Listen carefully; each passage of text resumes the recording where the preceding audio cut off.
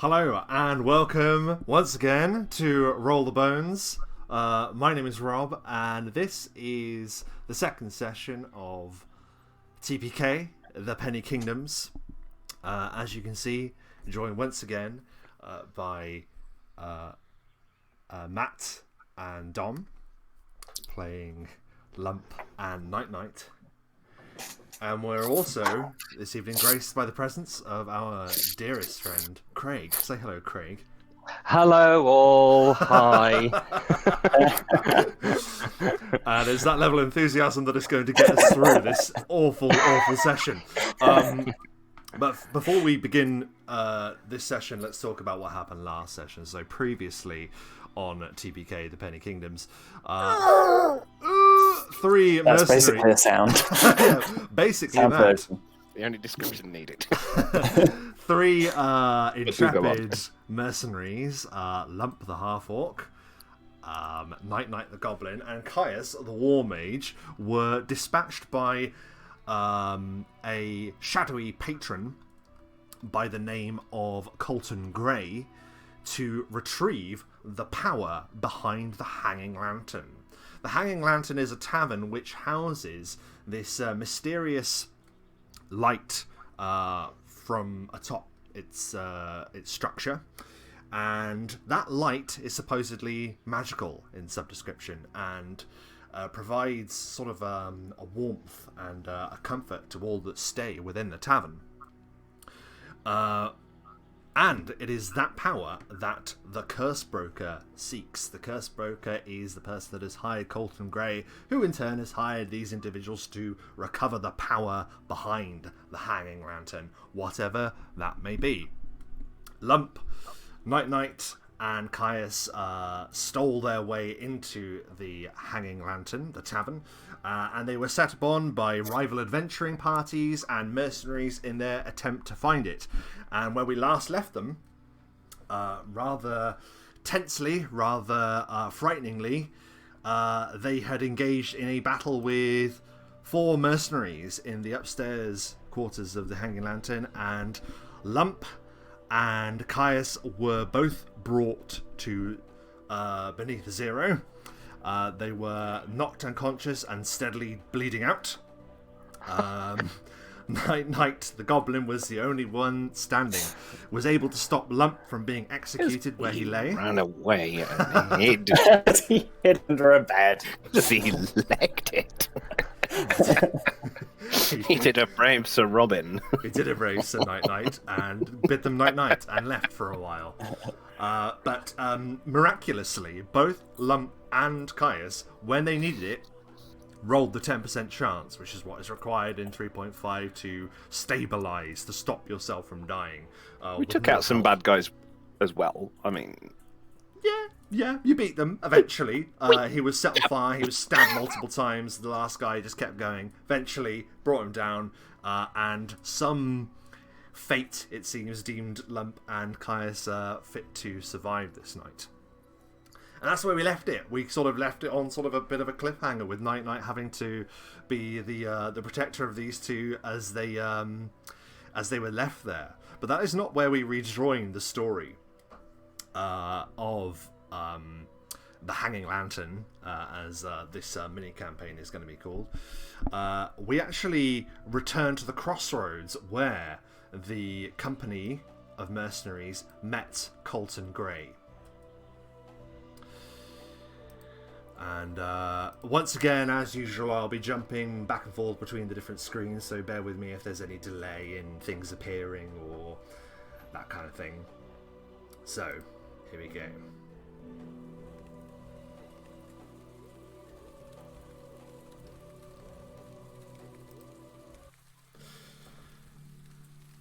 We're back at the crossroads. There we are. And dawn has arrived. And the mercenaries that were dispatched to retrieve the power source of the Hanging Lantern have not returned. Colton Grey, the errant cloak who gave them this mission on behalf of his patron, has now returned to the crossroads. and he stares into the thick mist that has fallen. His voice carries into the curling vapours, speaking to some hidden presence. "I'm afraid it is true, Lord. The mercenaries I sent, they did not return. This is not entirely unexpected. They seemed to barely comprehend the orders I gave them. I assure you, though, Lord, your prize is still well within reach. I have summoned one who I am confident will help fix the problem. I am as curious as you are. How in the mists of dawn shall fare the power of a Duskblade?" Just visible through the mists, a mysterious figure can be seen, striding through these mists, and is barely illuminated. It's only really illuminated by a shining light in the distance, the shining light we have now come to know as the light of the hanging lantern. That light that has never gone out in generations. And as we see this figure sweeping towards the hanging lantern, that is where we're going to cut back to our mercenary heroes.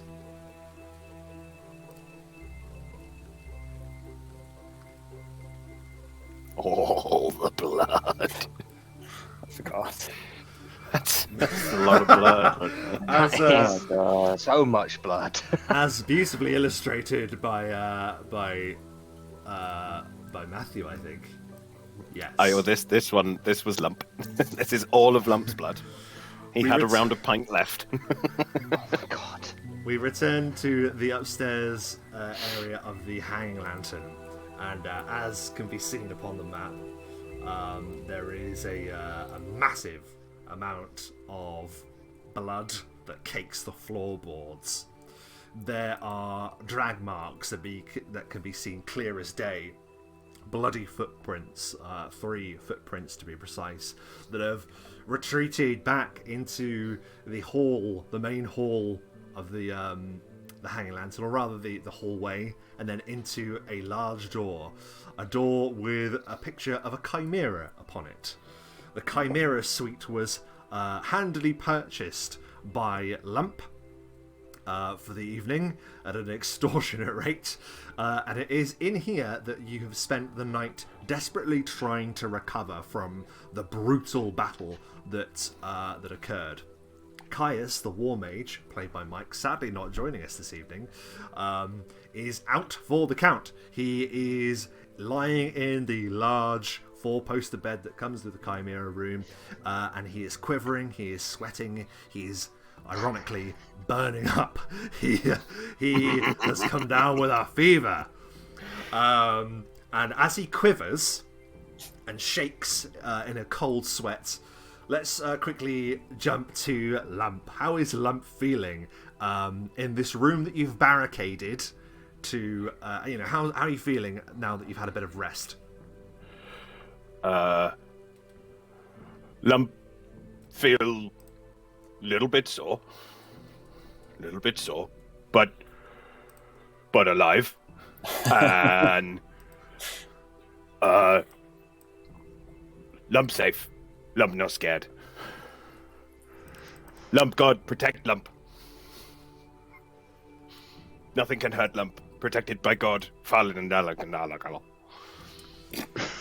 It's perhaps worthy of note that Lump truly believes this, for as he lay dying upon the wooden floorboards of this place, fate intervened, quite literally, a 10% chance, and that 10% chance came true, and Lump saw a road upon which there were 2 directions, one that led into darkness, one that led into light, and Lump chose the light. Lump had divine invention. Divine invention. As Lump thinks about and dwells upon the higher powers we'll move to Nite-Nite. How's Nite-Nite doing after hopefully a good night's sleep? Yeah, Nite-Nite is, he was okay in the fight. He wasn't as bad as the other two, but he is particularly worried that Caius is not waking up. Every few seconds he shakes him. Caius, are you okay? Caius! I imagine, but to no answer. I imagine all you do hear from him is simply, burn, every now and then. Oh. But that's all you get, because I'm not playing Mike's character. Lump, do little heal check. Yeah, you can do a heal check on him, for sure. Oh! That's incredible. Don't waste your rolls, man. I know. That's the only one that's going to happen tonight. What do you want to bet? You, I mean, Lump, you were there. You watched as somehow Caius was knocked to zero, so he's disabled from the fight but not knocked out. He then rose up holding a dangerous alchemist fire and cast it upon his phone, very nearly setting you on fire in the process, if we do remember. Lump, yes. Yeah. Before the guy turned around and slammed a dagger directly into his chest, and dropping him. So your medicine check, you know exactly when he's going to be waking up, and that'll be whenever Mike joins us next time. But he's in a fairly bad state. Like, this guy got hit with everything. He's been poisoned by absinthe. Is there anything that you two want to discuss at all about your mission, about your situation? Nite-Nite. Lump very impressed. Very impressed. Thank you. Lump couldn't see you in fight. You disappear. But obviously you're still in room. You're very, very good. Oh, yes. You don't run away. You stay in room to fight. I was just doing sneaky business, sneaky business. I do have a question to ask you, Lump. Impressive. Okay. I have a question for you. So Caius was kind of leading the way, yeah? With our mission. Mm-hmm. Do you remember what the mission is?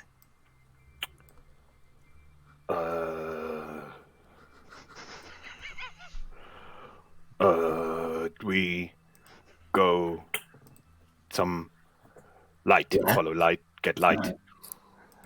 We're looking for a lighter. Big light. Very close. So Dangling lamp. I remember we are looking for the hanging lantern. Yes, that did. After that, I kind of switched off, so I don't remember the rest. But we find it, and then we'll see how it goes. Yeah. Okay, I carry on. I'm not scared. I'm protected by God. Great. So I'm the leader now. Caius was the leader. He's basically dead. I take over. Okay, I follow bite size. Cool. Amazing. As you have this discussion, I require each of you to make the first rolls of the evening. Can we have a lesson check, please? Listen. That would be on 9. Oh no. We have very loud conversation. Yeah. Basically, yes, I follow Nite-Nite. I'm in charge. Me. I'm happy to follow. Yeah. So let me just double check, because this is going to be interesting. Right, I'm afraid this means that neither of you are able to prepare for what happens next. Oh no. And as you can imagine, gonna get stabbed again. As you can imagine, you're staying somewhere where all sorts of peculiar things have been happening. Well, unfortunately. Oh no. From outside, there comes a clatter, and the door just gets booted in.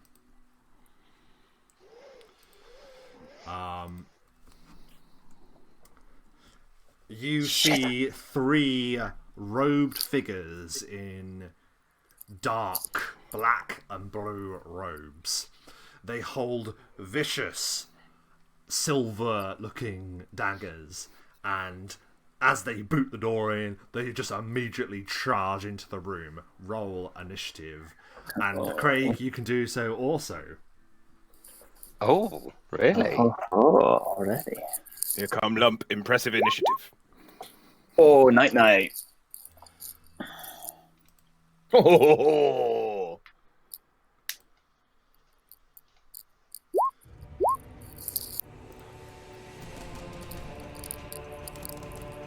Not bad, I love that. Okay, do you mind just read them out for me, actually, just whilst I've got the other screen up? I got 23. Nite-Nite. 23. Yes. Yep. Okay. Duskblade got 21. Lump, get Okay. 10.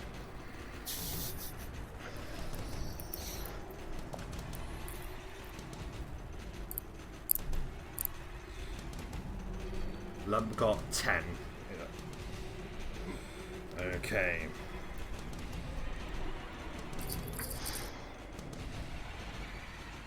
Lump, not quick. Lump, bit fat.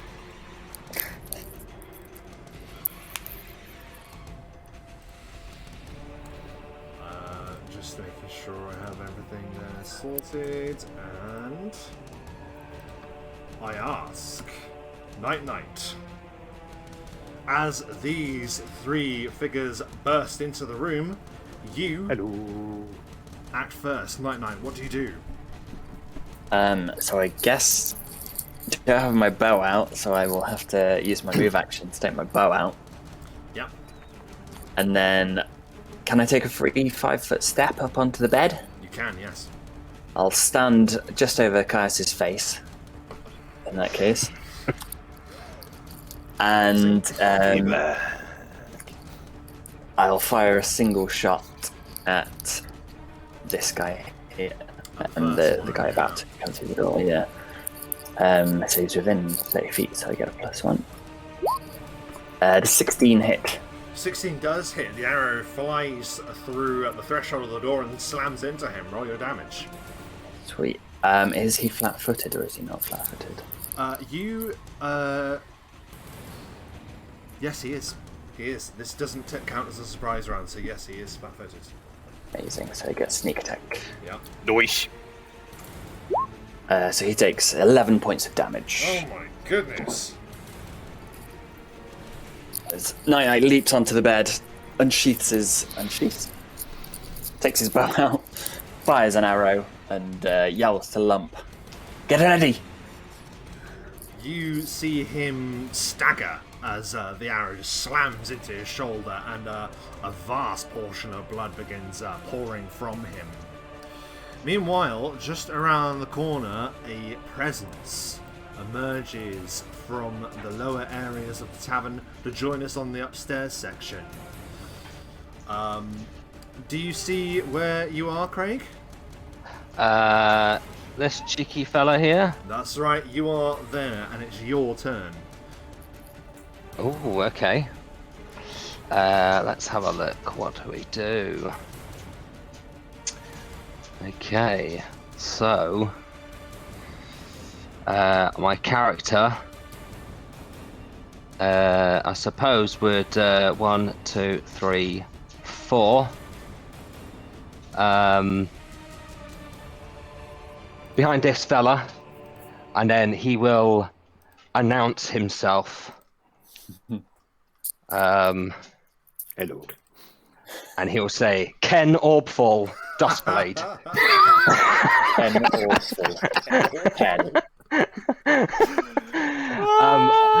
Ken Orbfall, Duskblade, and then he'll bring down his great sword to attack this guy here. It's so freaking James Bond. Name Orbfall. Duskblade.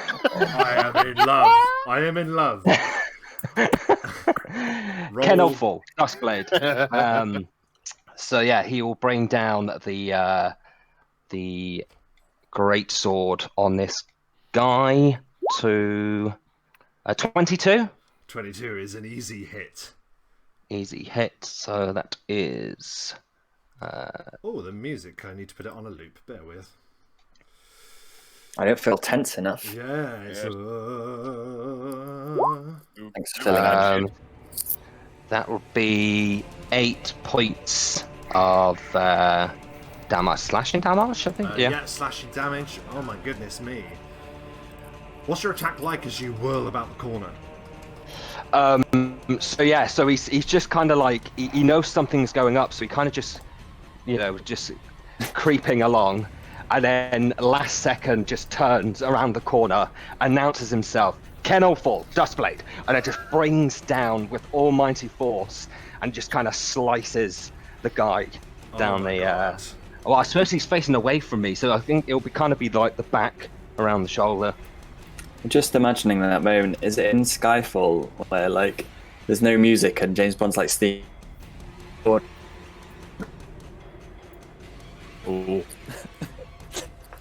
We lost. We lost. Yeah, I knew We it. lost you Just for a moment. Just for a moment. What bit was it in Skyfall? I think it was Skyfall. He's like sneaking around basically, and then he goes around the corner, and like as he does it, goes banner. The music. Oh yes. Imagine it was like that. That's very cool. So as Ken Orbfall introduced himself to the battle, it is now the cultists' turn. And the first one, having been shot, stumbles into the room. Rushes there and aims a vicious dagger at your armor class, Nite-Nite. He's gonna need to take one more step. Yes. No, he doesn't. Does he? He can attack yeah, diagonally. there he is. No, because that's Caius, isn't it? Oh, so it is. I do apologise. Oh, he's up on yeah, you're absolutely right. back of the house. Yeah, he rushes in and he swings at you. What is your AC? 16. He swings wildly. How do you block, dodge, defend yourself? He reaches down and grabs the cushion and just wraps it round the guy's arm as he tries to stab him. Amazing. He gives a cry as his blood intermingles with the sheets and he gets tangled up as he tries to stab you.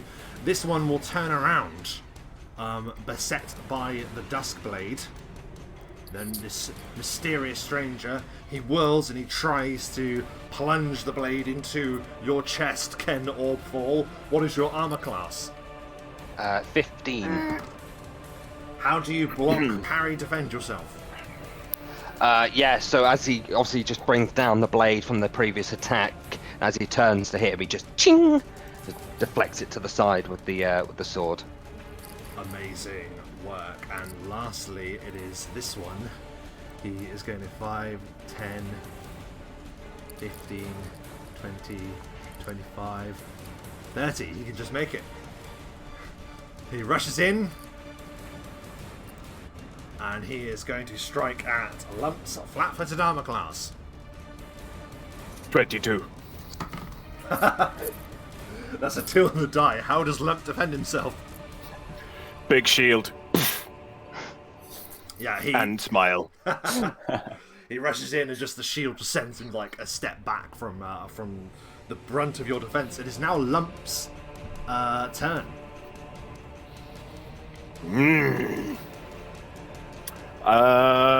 Yes, screw it, just for this one. Lump will just shout, Debbie! And attempt to stab this guy with Debbie. His sword.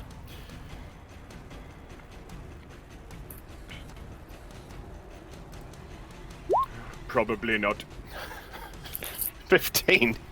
15 is a hit upon the robed individual. Ooh. Roll your damage. No way. I love it. He sucks with that sword. 9. Oh my Just about goodness the me. first hit he's got with it, isn't it? Debbie! You bump him back with the shield and then slice him with Debbie, and blood pours onto the floor, and as he gives a howl of pain. We are back to the top of the round. Nite-Nite. Yeah, Nite-Nite's going to stumble backwards to the other cushion.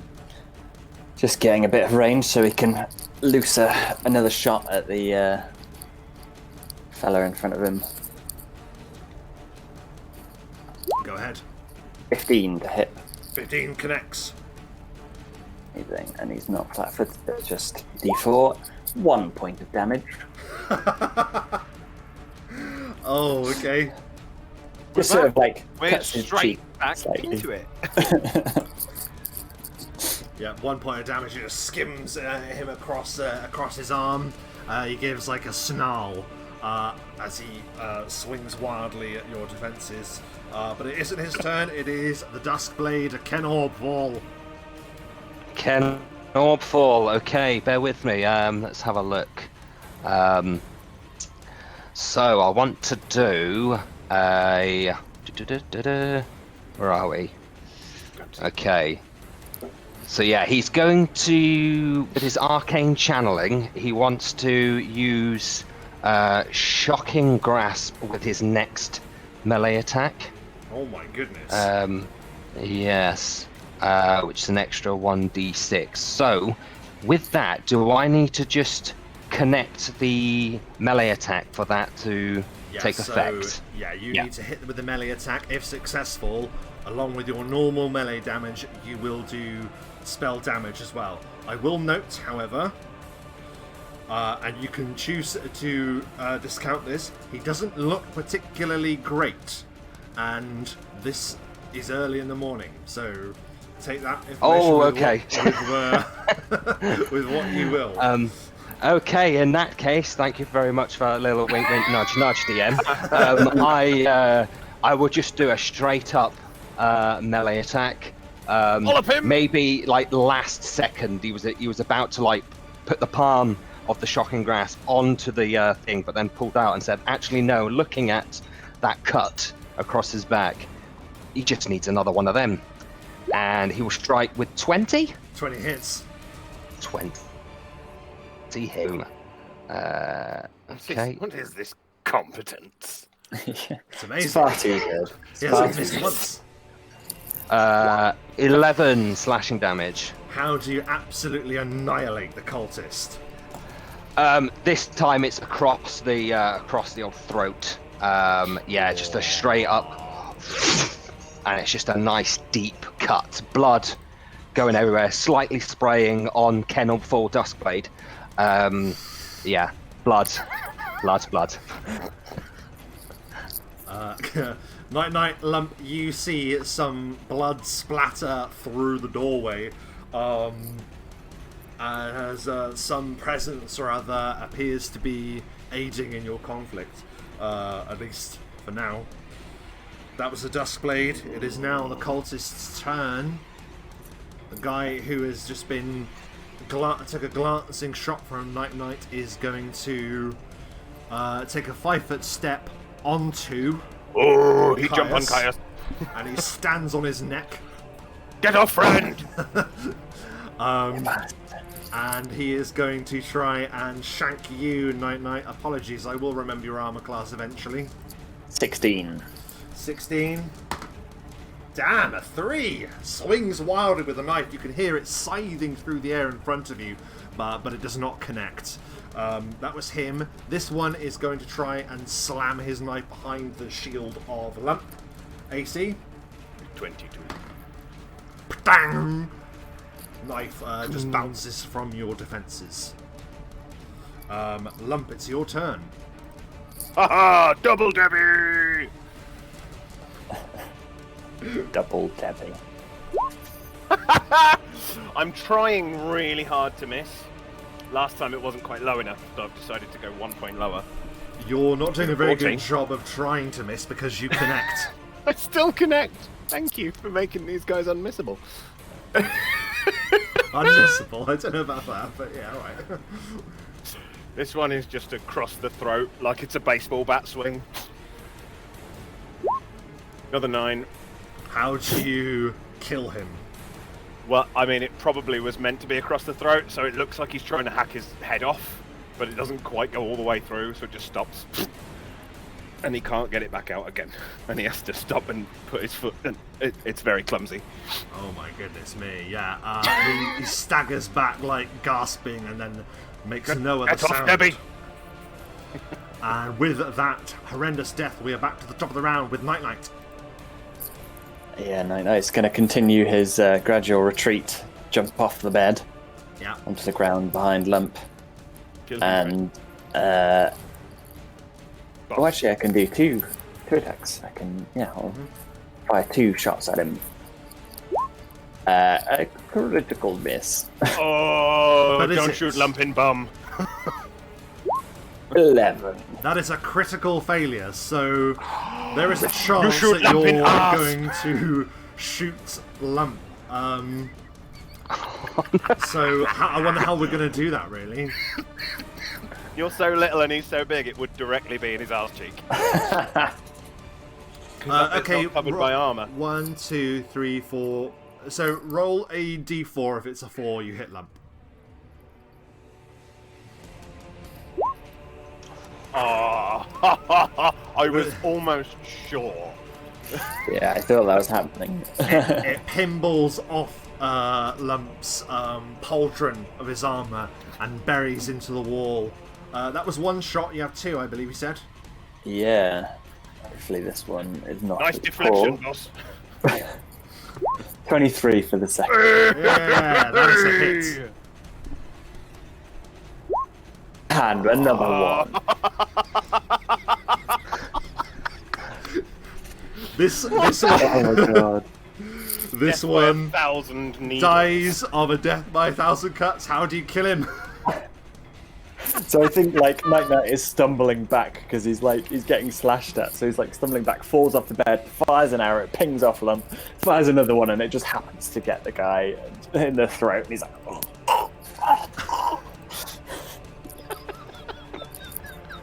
And as he slumps on top of feverish Caius, the battle concludes. Oh, I've gone on the wrong thing again. I need to learn not to do that. The battle concludes.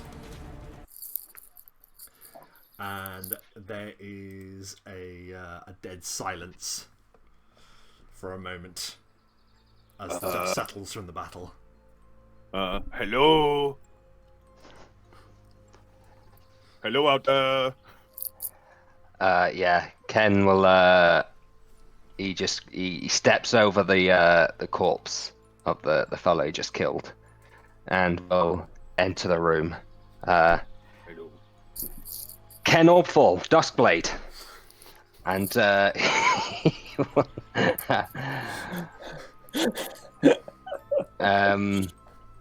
what was the fella's name that sent us? Is it Clayton? Was it Colton Colton Gray. Colton Gray, yes, I'll put it in the chat. Colton Gray? Yeah. Alton. So yeah, after saying his usual line, Ken Orpful, Duskblade, he will sort of say to them that he's been sent by Colton Gray to seek the whereabouts, and ask them, are you the mercenaries that dealt with Colton Gray night previously? Wait. Prove you are from Cotton Gray. Now, in this situation, you've been warned about this, and Ken, Night, good remember. you Good would have brain. been told this as well. When you departed on this mission, you were given a signet ring, which bears the symbol, like that, the symbol of a cowled skull. So like a skull with a hood. Ooh. And this is a very difficult to replicate signet ring, and it is a means of telling who else serves the curse broker. Oh, okay. In that case, he will just slowly raise up his hand and revealing the ring.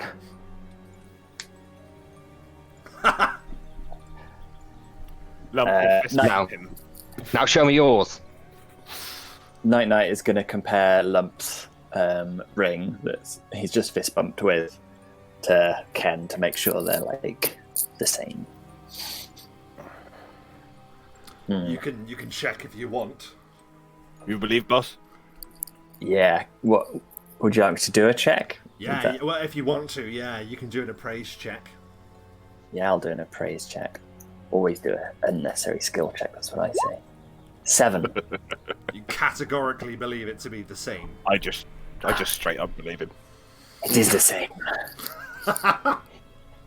We serve the same master. Yes, we all serve Carlos Green. Who? We serve Carlos Green. So now that we've got that out the way, what's wrong with this guy in the bed? Is he okay? Oh, he's dead. I shot him with an arrow. Or do you mean the guy underneath the guy in the guy in the bed shit. that's shaking? Lift the dead body off of Caius and just roll it onto the floor. This Bernie man, name Caius. His name is Bernie Caius. Man. Okay. He was friend. He poisoned. He's not poisoned. He's poisoned. He is not well. Okay, so got that one. Caius in the bed. I suppose we should introduce... Caius, Bernie man, Nite-Nite, boss man, Lump, Orc man. Orc man. Orc. Okay, and Ken Orpful, Duskblade. Duskblade. Yes. Excellent. I have a question for you, Ken. Fire away. Nite-Nite. So, look at Lump here. Hello. He's very stupid. Very stupid. Very. He will tell you that. He's no brain. And look what happens to him. He gets very ill yesterday. Caius, in the bed, is very clever. But look what happened to him yesterday. Ooh. Nite-Nite, not clever, not stupid, half brain. So the question is, do you have full brain or no brain? That's a very good question, Nite-Nite, and a little bit personal, but I would probably say I'd probably lean towards more the full brain, but enough brains to protect myself and not end up like Caius in bed. Don't need So brain. Don't need brain, just need God. Full brain, but better brain. Full better brain. Better brain. Better brain. Oh, okay. God brain. Just need God. Super brain. Yes, you could say. A big brain. Yes. Fairly big. Yes, big brain. Big The brain biggest. cannot fall. The biggest brain. The biggest. Biggest brain, Nite-Nites, yeah. So, But your head is so much smaller than Lump. Like the one you've got half brain. Lump got tiny brain. There's no I've brain. got no brain. No brain. I've got lots of brain. Interesting. I don't know where this is going, but yeah, Both am I big brain. to disrupt this. I did love that though. That was It's deep deep intellectual conversation. conversation. It really is. It's amazing. Ken, you've been sort of sent in the capacity of fixer. We all know that iconic scene from Pulp Fiction where Winston Wolfe comes to fix the problem. You're kind of that in this situation. Okay, that's cool. You're here because these guys were meant to be back last night, and it's now morning. And you've just found them barricaded in this room, admittedly beset by enemies. But yeah, you're here to fix their fuck up, and you're here to kind of lead them. So bear that in mind. Okay. No need. Yes. God fix fuck up. I'll fix fuck up. Yeah, I should probably quickly explain how Ken Orpful looks. Yeah, please. Yeah, give us a description. Yeah. Quick description. It looks like he's been on the road for a while. He's looking like a little sort of rugged. Quite a few scars as well. Looks like he's had his fair share of battles, which is good. And he's probably on the... He's not massive, but he's like on the heavier side of your usual standard half-elf, which is quite unusual. He kind of sticks out from his usual Duskblade crowds. And he, nice long cloak with a hood. Thank you, DM, on the icon there. And chain shirt, a great-looking motherfucking greatsword, and a spike chain as well, hanging down his side. That's you kind of get the air of confidence with Ken Orbful, hence him announcing himself every time he walks into a room. But maybe he just thinks a little too highly of himself. Maybe he's not as good as he thinks he is, but we will see. So far, Okay. Him seemed pretty good. yeah. Yeah, Him he is has to good. be there. Yeah. So, I ask you then, my mercenary friends, what is it you wish to do? Your original intention was to climb the stairs beyond to get to the roof, and also Lump was about to go into a door further down the corridor when you were interrupted by an attacking rogue. This is a reminder of the things on your tick list currently. We were going to go up there, through door. Maybe we explore further that way. Try not to die this time. It's like very hard not to die. Yes. So, If at first you do not die, try again. what?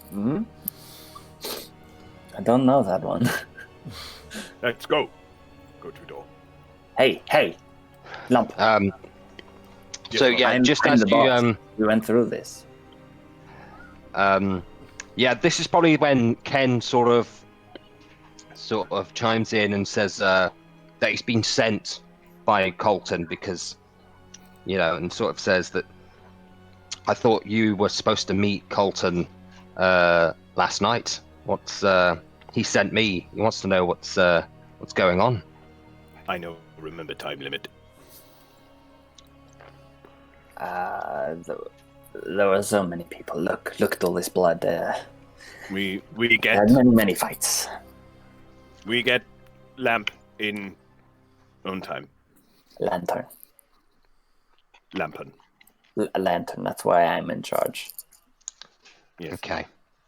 We needed to sleep. Caius was not very well, so I have to regain all blood. Also the blood thing. All blood on floor. Look. Yeah. We tried to scoop it back up, but it's too sticky. Have to regrow blood. I suppose, by looking around at all of the blood, it kind of makes sense why you didn't return last night. I'm sure he will understand when you explain that to him. So where are we going? Well, I decided that we were going to go through this door. Yeah, Lump was going ahead for some reason, even though we decided that I am in charge. Lump, go ahead. Lump, big shield. Yes, you go ahead. I agree. I have made the decision Lump will go first and be meat shield. Yes. Very Yes, good. let's go. So We'll you're hold the shield up in front of him and we will be using it as cover. okay. So you're walking into this room here. Having a very quick look at how that works. Just a simple stone room. Nothing appears to assault you as you enter.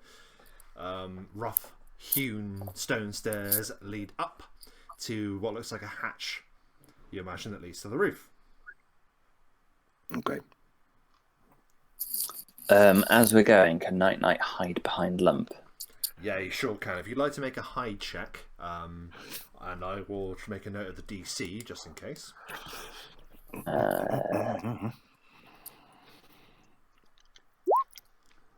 26. 26 on the hide, very good. So is it everyone's intention to climb the stairs to reach the roof? I think so. Cannonfall, Duskblade. Yeah, Do you I have think any- Ken's kind of just in shock and all with all the blood around him. Yeah. So he's kind of he's a bit like he's slightly lagging behind. He's not directly behind him because he's kind of just like, what the F happened here last night? Like, he's just a bit kind of dumbfounded by the amounts of blood. You should say it's not all ours, you know. It's some of it is, but Most of yours. most of it is, yes. Most of it's Lump's.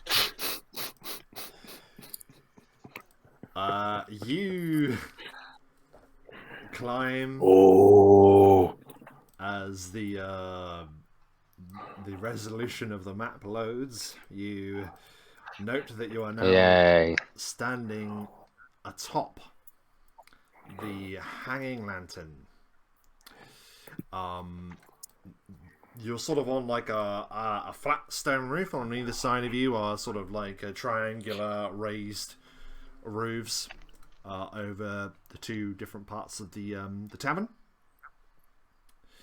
And there is a roof lower down to you as well that you imagine covers a yard, perhaps, of some kind. But what is obviously this one over here. Yeah, mean? that's That's lower down. story Okay. below, yeah. Cool. But what grabs your attention most of all is the eerie green glow of the vast lantern before you. The lantern that gives the hanging lantern its name. It stands a metal contraption that is sort of like fused into the rock almost, and from it there hangs a brilliant gleaming light, and energy seems to almost be swirling around it. This lantern has always had a sort of story about it of being comforting and welcoming and drawing adventurers here to a place of comfort and safety. This is definitely not the feeling you get when you look at that light.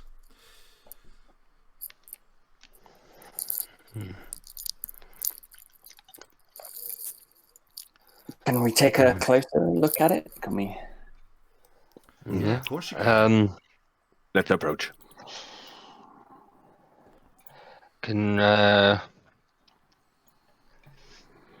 maybe roll any checks to kind of get more feel of it or know more about it, maybe? Yeah, of course. So you want to do a check on the lantern itself? Yeah. Okay, so for this, it would be probably a knowledge arcana, I would say. Yay. Rain is falling through the mists, I should say. 19. Wash off dry blood. Yeah, 19 on the arcana. That is very good. Okay. Can you do the Arcana Untrained? I mean, it was just a straight intelligence, so not specifically arcana. 17 as well. Yeah, something seems off about this to you, not in the sense that that light, it seems garish and slightly intimidating, contrary to the description that you've always had of the hanging lantern. We'll go with Ken first because you would be the most technically up on what's actually happening here. As you approach, remembering that your mission is to retrieve the power of the lantern, you look into this device that's gleaming with light, and you have to shelter your eyes almost to look at it. And you see that there isn't actually any kind of core or device in here at all. Your knowledge arcana of 19 determines that what you're looking at is some kind of magical emission, almost like you're standing at the top of a chimney where a fire burns brightly below.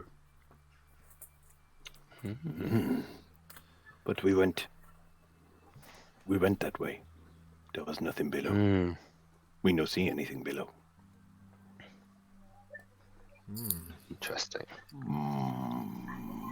Is there any like holes or anything, or is it like a is it like a chimney where there's a hole down and something's emitting up from there, or is it like a more of a conduit sort of situation? It doesn't require a check of any kind to see that there is definitely a hole that that drops away into the darkness. But if you could provide a spot check for me, DC 12 won't be too hard, but you could all give me a spot check to see if you notice something in particular, or a search, depending on which is better. I don't mind. That would be 20 if it was search, 18 if it's spot. Oh, 13 on search. Still notice it.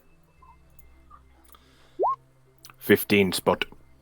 Yeah, you all notice that you're sort of looking, and through the curling mists and the gleaming light, as each of you focus on it for a moment, it's almost like you can see a mirror inside the drop, the hole that these magical emissions appear to be coming from. Almost like the power behind this thing is being refracted through different prisms and things. So it's not a space you could, if you were stupid enough, climb down. It's through layers of glass, or... Yeah, it's not something that you would be able to climb through, no.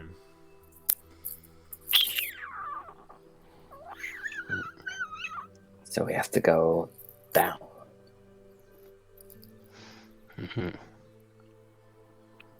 Back downstairs. Can we search the rest of the roof just in case there's anything? Yeah, you can, for sure. Else up there? Yeah. Hello. What search for? Just the general vicinity. 7. Yeah, 21. Ooh.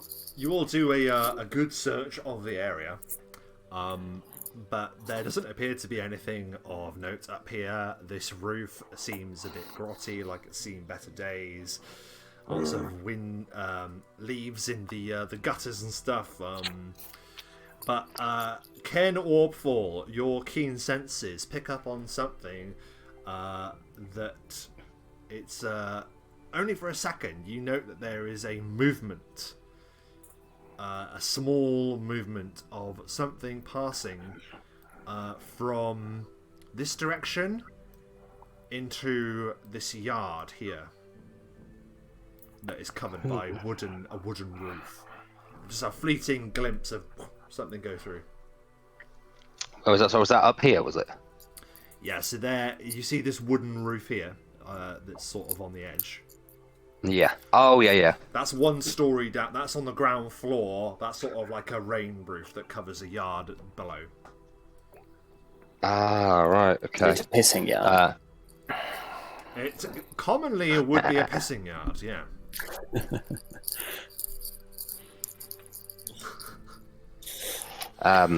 Yeah, he will just sort of already turn and then point in that direction.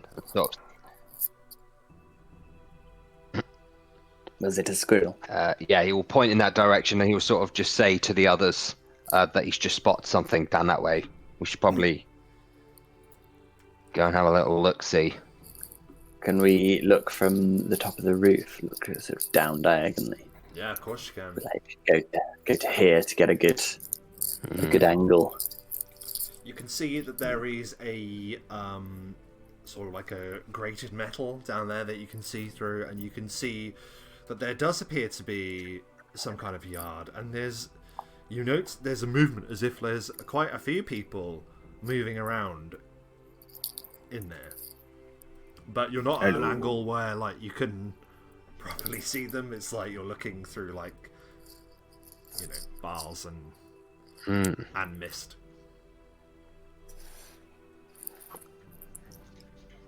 How high up are we? Can we shout at them? It's a pretty tall, rickety building. Where you are at the moment, you're about 40 feet above the ground. Oh, okay. So yeah, quite high. Pretty high, yeah. Quite high. Okay. The wooden roof, however, is halfway, so that's 20 feet.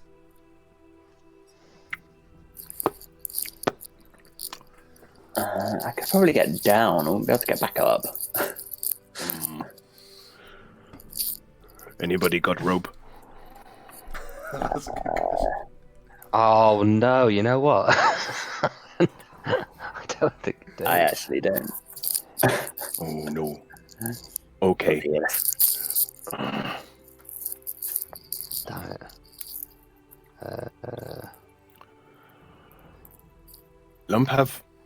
Lump have wand.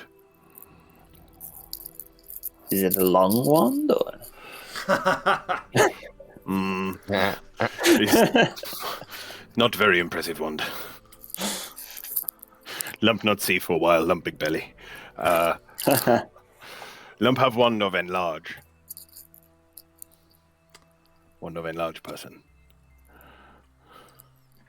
How would that help? Well, Make yourself big. lump quite big. Jump Yeah. onto lump, lump lift you down. Then put you back. But how would you get back? God will help. What will help? God will help. Oh my god. Oh, hashtag. Yes, hashtag. Friendly reminder that Falaflin is the god of the road and not the god of gravity, but Lump obviously doesn't know that. God of protection. Yes. Oh, yes, of course. Well, God of protection. Protection from fall. so we can... yeah, what are you guys going to do then? Are you going to just go over the edge of the building?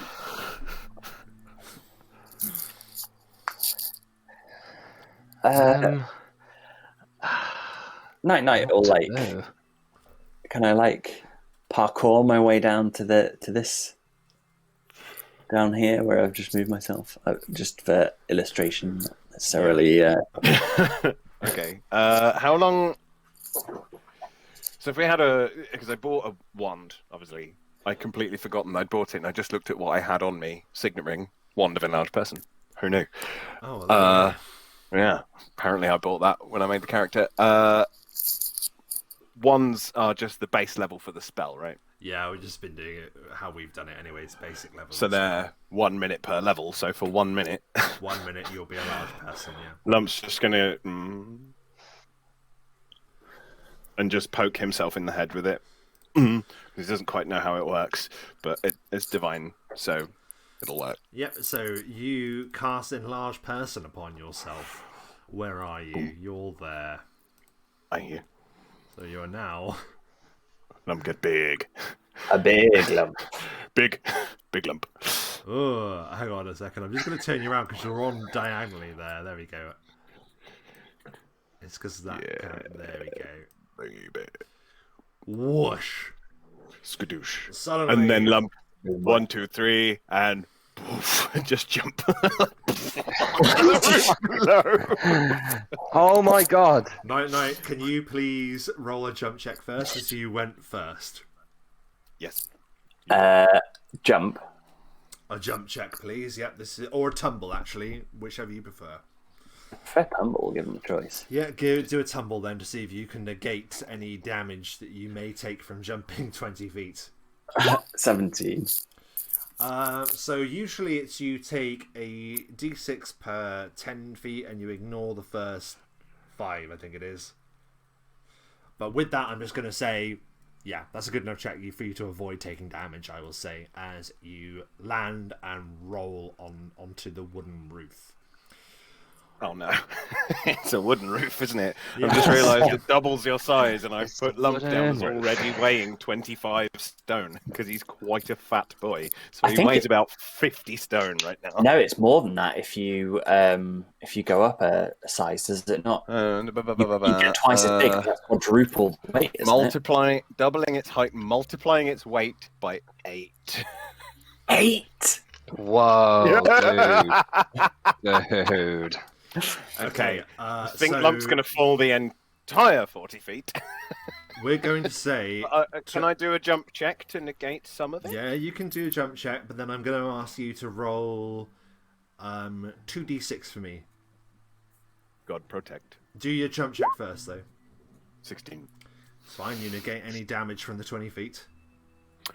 I like that he didn't lower himself down. He just jumped. He just jumped. Absolutely. I wouldn't be asking this if he had climbed down. I mean,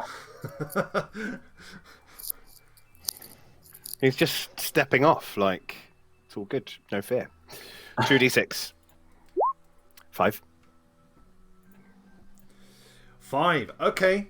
It's fine. You land and you feel the wooden slats of this roof sort of like buckle and bend, but somehow 200 stone. I don't know what. you're not 200 Anyway. stone. That's insane. Well, I mean, that is a bit bonkers, isn't it? But the spell says yeah, well, we're saying instant that- growth, no, that's doubling not its the height, case. multiplying its weight by 8. That seems a bit bonkers, doesn't it? Yeah. Yeah, However, that seems too much.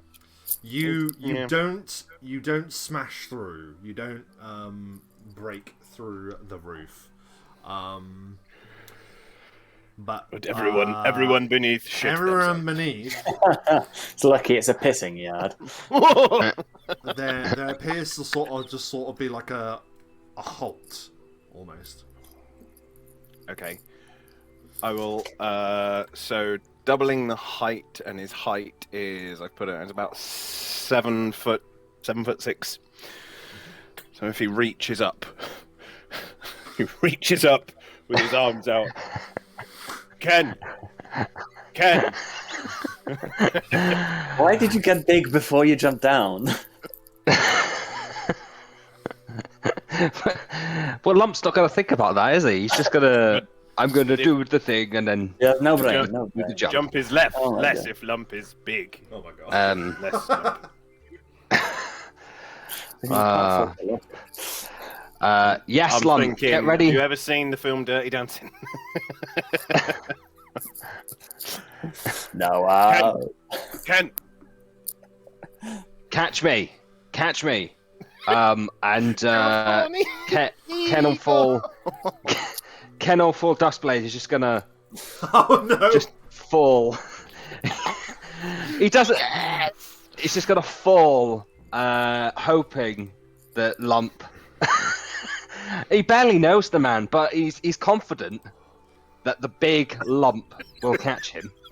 I mean, it's a really soft look. Well, okay, it's not. so- Not sure. It's I not- mean, so you're like 14 feet and it's 20 feet. So I'm falling like 6 foot. Yeah. About that. Yeah. So what I'm gonna do is ask Ken to do either a jump or a tumble, and I will ask Lump to do a strength check, please. Unless you could argue anything else, Lump. I will do jump because I actually have Nope. stuff in jump. Strength check. He is slightly stronger because he's bigger. +2 size bonus to strength. Oh God, 8. Uh-oh. Jesus. 11.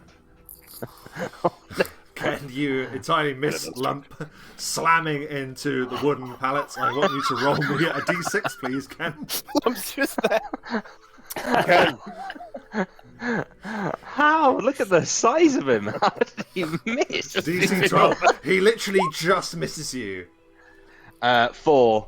There is an almighty crack as the wooden pallets give in, and the three of you exceed the 6 points of damage it could take, and you just go straight through. Oh, it took whole session to get to roof.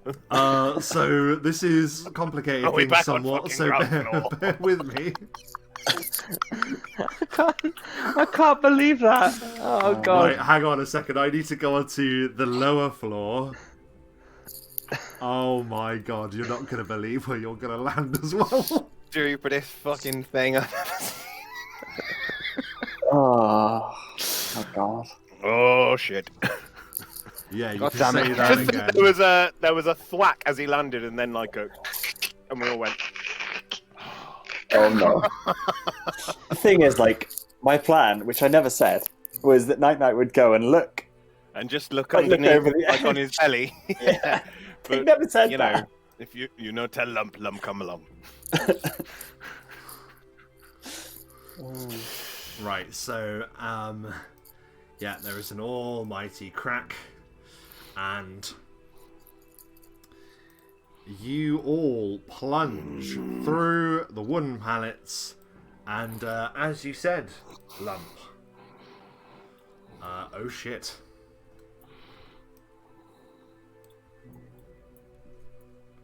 Oh no, we fall in shit. You all land in a large pile of Oh manure. No. Oh, no. And you're in. This is the outhouse. This is the pissing yard. Has it changed for you? There we go. Yes, it changed. It changed Lump life. And it is incredibly painful. Because you are the cause of this, Lump, I need you to roll 2d6 for me, please. I not cause, I not break roof. I mean, I assume we did most of the damage. Can orb fall?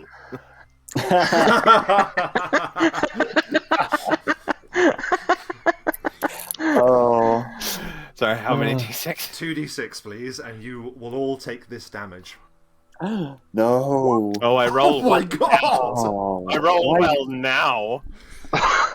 Are you serious? You Nine? all just fall really, really awkwardly. Nite-Nite, you fall, you tend to break your fall, but you like hit something on the way down. Lump, your armor and larger size just drag you down, and you land awkwardly on the side of your neck. And Ken, you just like full leg drop, like Hulk Hogan onto the hard stone below.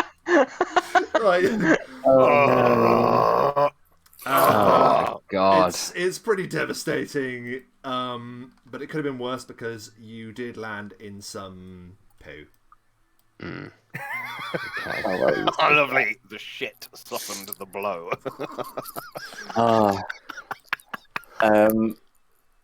Nite-Nite is going to get up and immediately take a Cure Light Wounds potion. Yep, as will Ken Hopeful. Managed not to take one off. 1d8 plus 5 is the roll. Ken. Ken rolls a 1, so he gets 6 back. Nite-Nite gets 9. Very All good. of 9. All of it. There we go. Oh. Poo. Literally poo. We are in poo. We're in the shit now. Lump will do a quick prayer. Fallen on. When Make only feel prayer can help you. Make feel better. Cure moderate. Yeah. Is it a Cure Mark? We haven't actually asked Lump because we like to ensure, in this world, everyone's magic is very different and sort of signature to them. So, what does Lump's magic look like as he cures himself?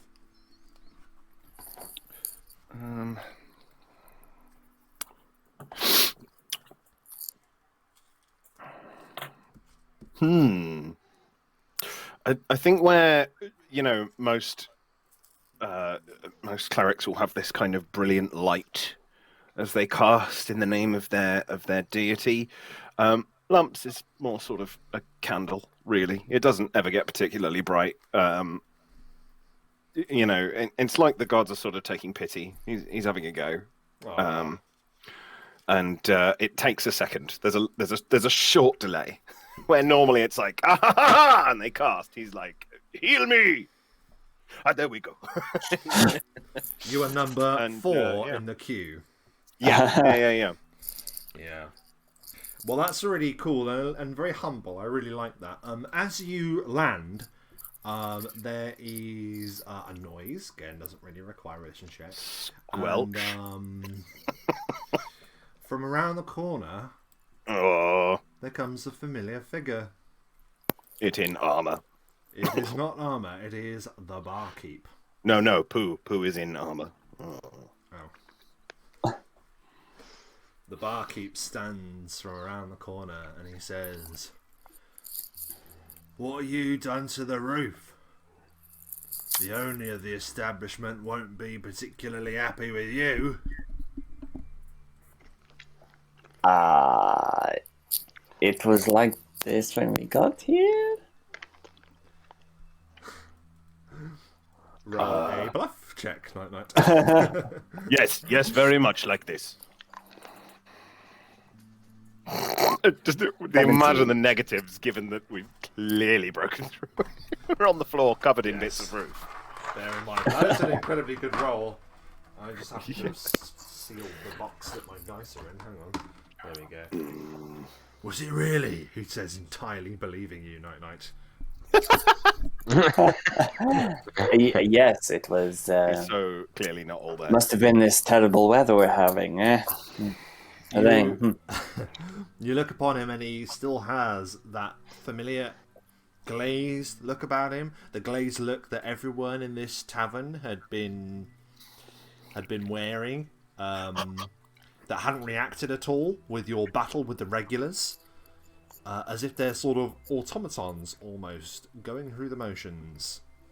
He goes, "Oh, well, I better find out who did do it then. Can I get you anything?" He's still rubbing a glass or a tankard with his mucky cloth, even though he's not behind the bar. Some soap, please. "Yeah, I think there's some soap in the kitchen sink. Would you like to come with me?" Yes, soapy water. "If you'd like to follow me, then." And he begins leading you round the corner of the pissing yard. Where we're immediately set upon. Oh my god.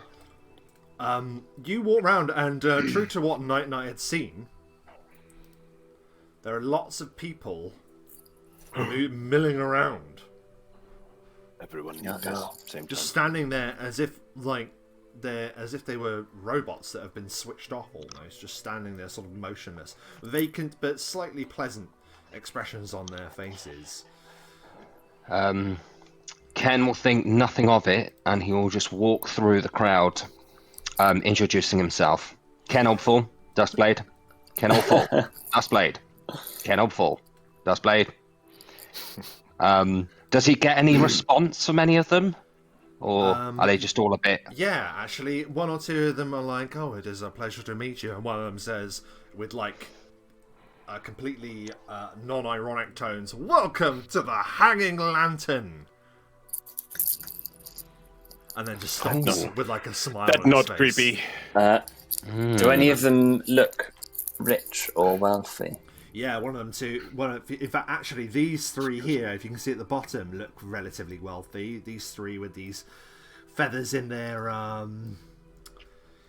caps and cloaks, they look fairly wealthy. Yeah. Can I have a fiddle in their pockets and see if I can... A fiddle in their pockets. Lump will try Just a genuinely to squeeze fiddle in past that everybody pocket. and go in the door, but he will bump into everybody on the way because he's massive. Oh, sorry, excuse me. Don't mind me. Excuse me. Just a little Oh, I'm fiddle. sorry. Excuse me. Can Oh, you please- sorry. Excuse me. I'm sorry. Excuse me. Can you please not give me a sleight of hand? 10. And that's the purple guy. We'll just say, yeah. Yeah, why not? Yeah. Doesn't seem to notice. And you get... In fact, you roll it. Roll me a 2d10, please. I think... 13 gold pieces. Oh, thank you very much. Very good. Lump will probably shrink back down at some point soon, right? Because it'll be a Pretty minute. much. It's been about a minute. About You can a shrink minute, down. So he'll just bump everybody out of the way. Oh, excuse me. And the minute he gets past them, he'll shrink back down again. Oh, that's better. As you do, and as you wander into the kitchen, Ouch! you've gone a bit too small there. Hang on. The I thing think is, as he shrinks back down because he's taken so much damage in the past couple of days, all of his bones just hurt like fuck when he shrinks. Ah!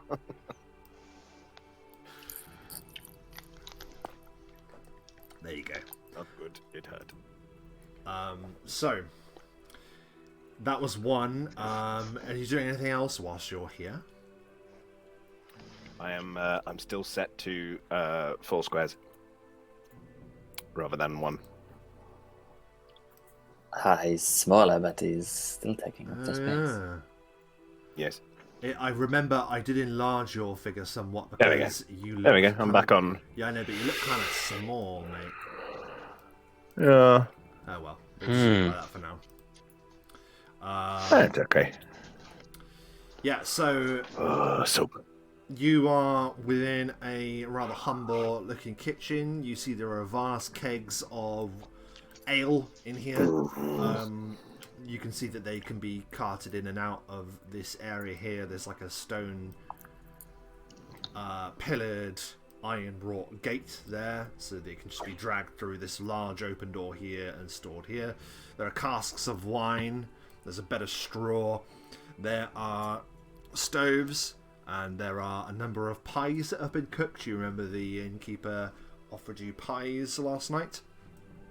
And also, rather interestingly, there is a stone staircase that leads below. Below, you say? Below. Yes. Night. Yes. You sneak below. I cause distract. I distract. Oh, okay. The figures in the looking through the doorway at you are just sort of like just looking at you with vacant smiles like this.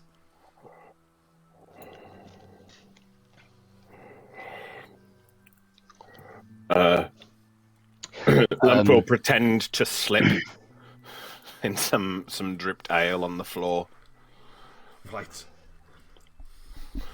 and make a big ruckus about it, and possibly collide with the barrel. You can give me a bluff check. He just wants to be loud. It doesn't matter if it's particularly convincing. Yeah. You don't have to I'm believe me. You just Definitely have to taking that look into at me. consideration. No. I mean, absolutely. It's gonna suck. Okay. Bluff's so good. 10. That's not bad. Yeah. 4 minus 1. Not bad. What are you sort of doing to make the noise? Whoa! I slip. The people looking at you through the doorway are just like this. Beer on floor. Look at me, only me. Nite-Nite's going to try and hide quickly behind the still heat. Yeah, you that a can stone? make a high check, yeah.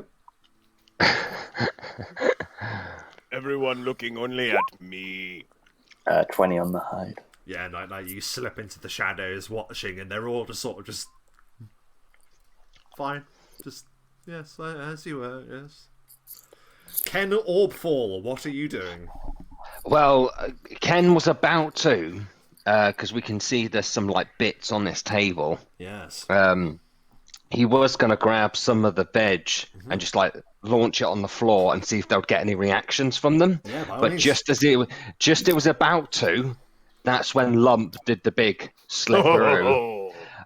So he was like, "Well, I don't need to." They seem to be distracted by him. So he's just, as their focus is on Lump, he's just going to kind of slowly back up and attempt to hide with Nite-Nite. Yeah, by all means, do a high check. Yeah, it's not great, but he's going to attempt it. What is hide? 1. 1 is better than nothing. That's what they say, isn't it? Yes. 3. You're so well hidden. 3. This guy Oh, here, I'm so sorry. I hear all on my own. that one there is sort of like leaning, and he watches you sort of hide, and he just goes.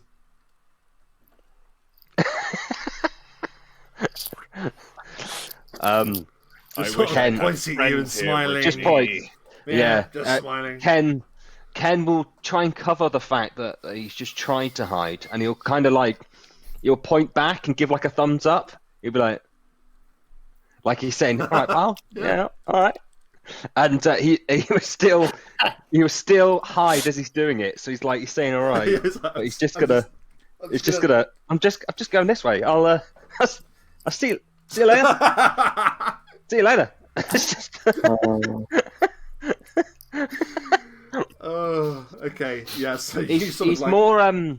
he's more curious about I don't know, when he walked through them. I suppose he kind of got a bit of a I don't know if you want me to roll a check for this, but he kind of got like of course, a because feeling of sorts that something's not quite right. They're not reacting like a normal people would. It's a good question, because you wouldn't have actually had that explanation, and you wouldn't have encountered them until this point, Ken, because I imagine you just stole in through the front door and snuck upstairs to where we revealed you, so you wouldn't have run into any of these people. Give me a knowledge arcana, please. I certainly will. I pumped quite a bit into arcana because I sensed I would need it. Full brain. 24 on the arcana. Yeah, absolutely. You know that these individuals are under some kind of mind-affecting spell effect. Very much like the kind that has been described to you about the hanging lantern. How this lantern gives off an aura of comfort and safety. Remember, you remember the feeling that you felt when you were up with the lantern itself, and it wasn't comforting, and you didn't feel safe. These individuals are under some sort of mental effect, and you are guessing it's coming from that device, whose emissions leak from the rooftop.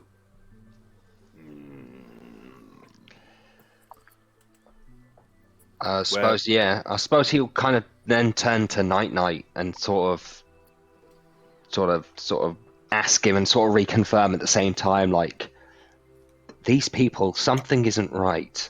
Am I right in thinking that? They're even more brain dead than Lump. Ah, okay, that's saying something then. Also, you're not hiding very well. No. Get in. Tuck in. Yeah, you just Just like holds his arms out.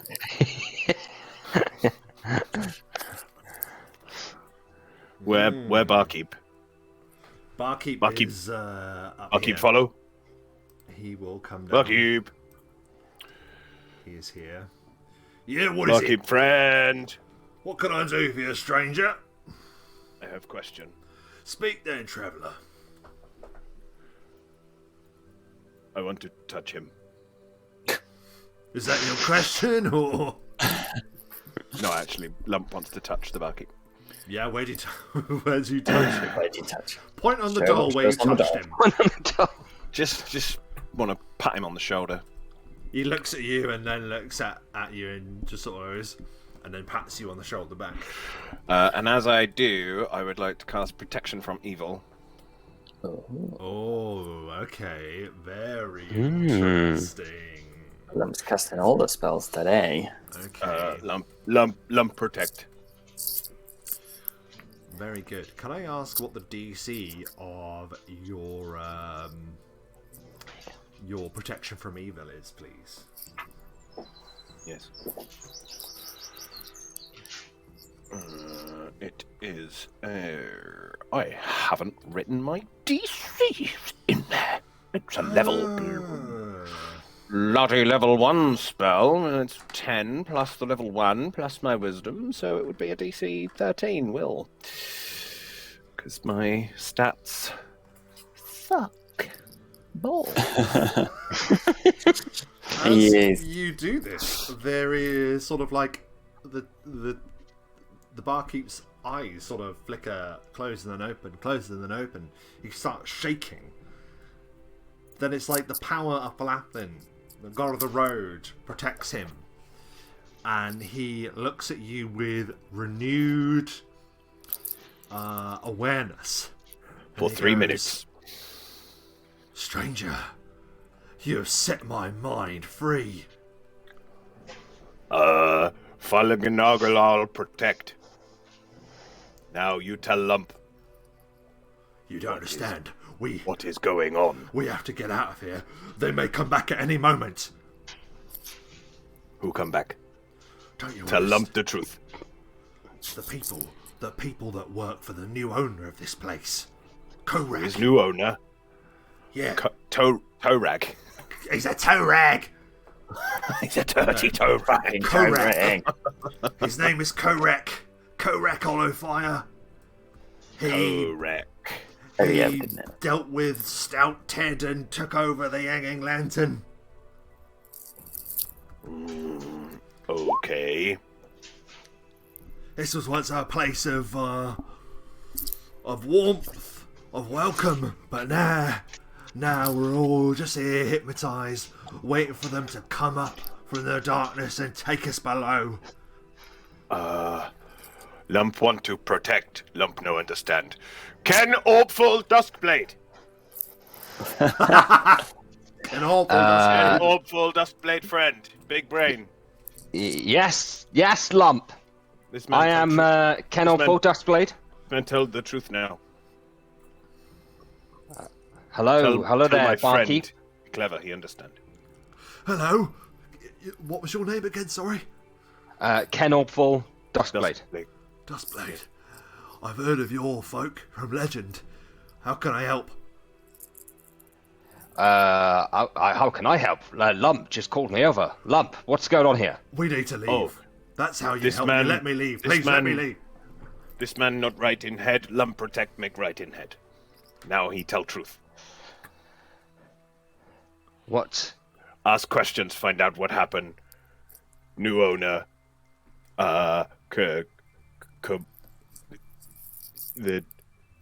Some curb.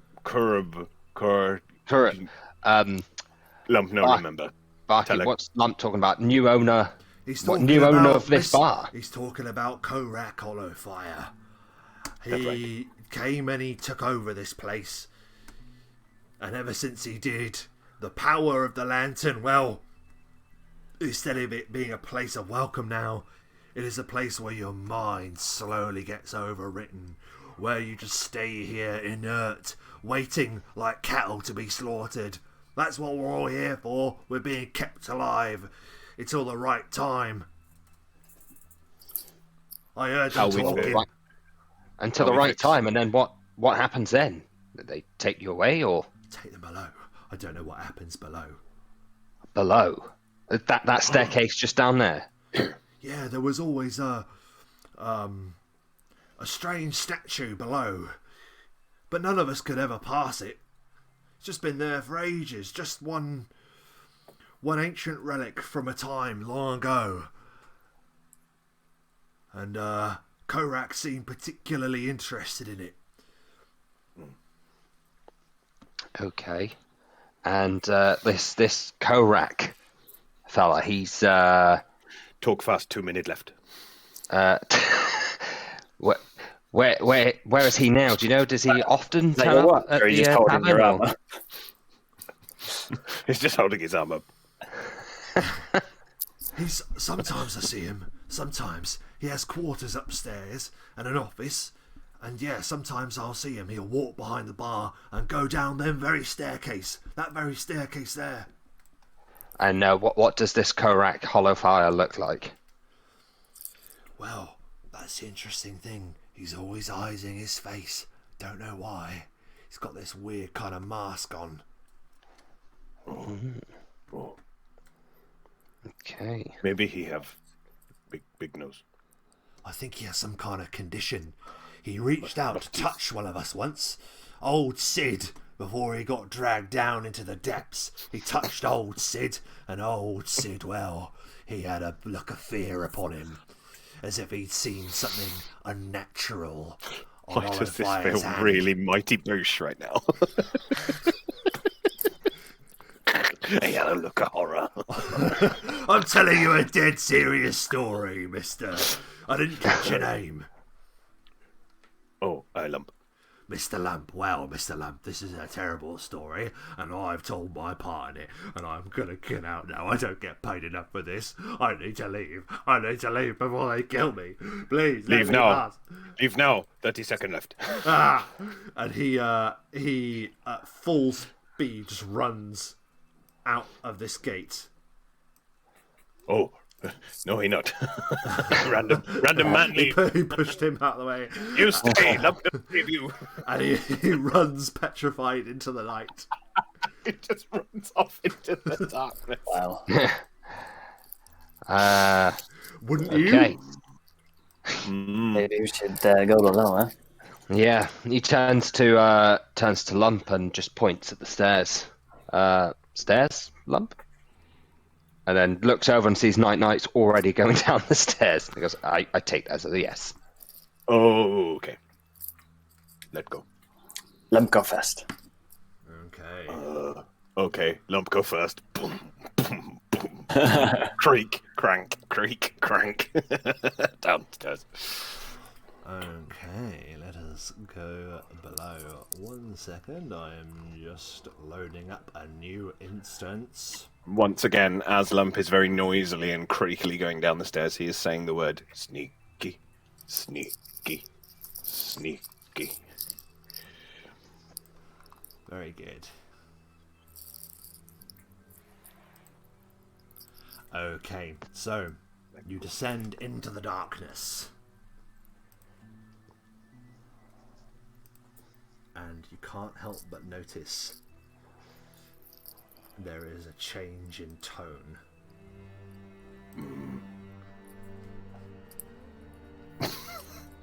Literally. Yeah, there really was. You walk into a cold cellar. As I load you down here.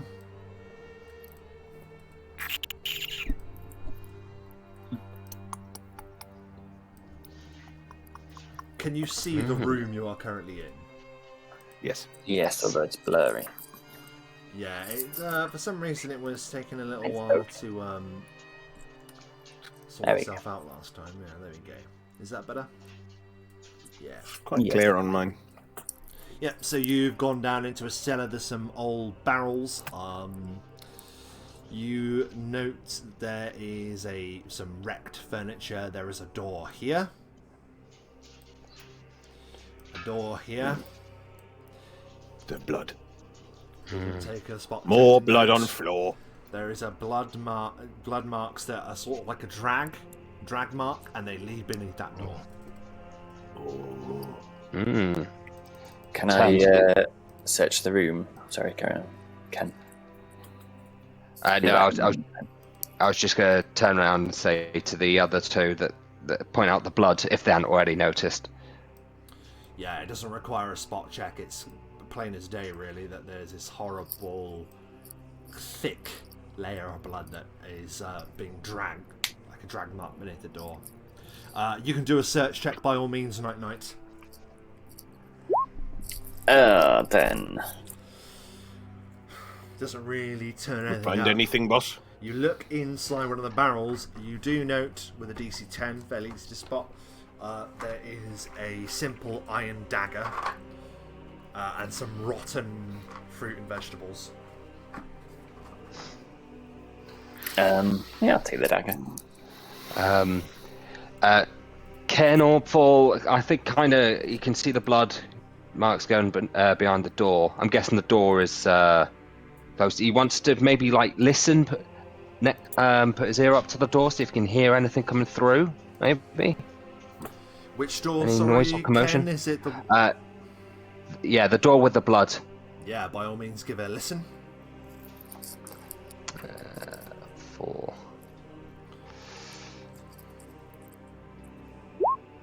12.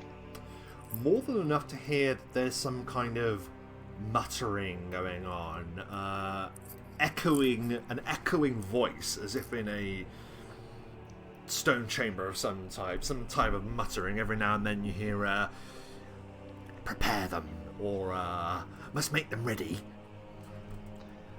Okay. Yeah. You'll turn to the other two and sort of just point and say, sort of sign that there's noises from behind there. Near whispers. Shall we go through? Not friends. Not friends. Not friends. I don't think so. I think the blood, Okay. the blood sort of insinuates that they're non-friends. I introduced to Debbie. Can we tell if the door is locked? What check do you think is a rogue? I'd say like maybe a sleight of hand to tell if the door is locked or not, probably. Sure. Tell me what you get. 21. 21. Yeah, you can tell that this door isn't locked. Ah. And can open with a simple twist of the handle and push. That's how doors work. Sorry. The classic. Classic. No. It's I like- need explanation. A classic. Very good. Nite-Nite's gonna get his short bow out Yeah. and knock an arrow. Does somebody else want to open the door? Yes, I will open it. He would want to try and open it quietly. Yeah, make a move silently check then, please. Yes, move silently 2. Not too bad. 2 better than 0, I suppose. That's what they say. Oh God, 7. The door Not. goes. Yeah, he's probably just going to announce himself then as the door opens. The door opens with a. Oh no. Oh shit. Chamber of torture. Inside, you see a large collection of bodies. The collection of bodies that no doubt come from the communal sleeping area that you had seen absolutely caked in blood upstairs.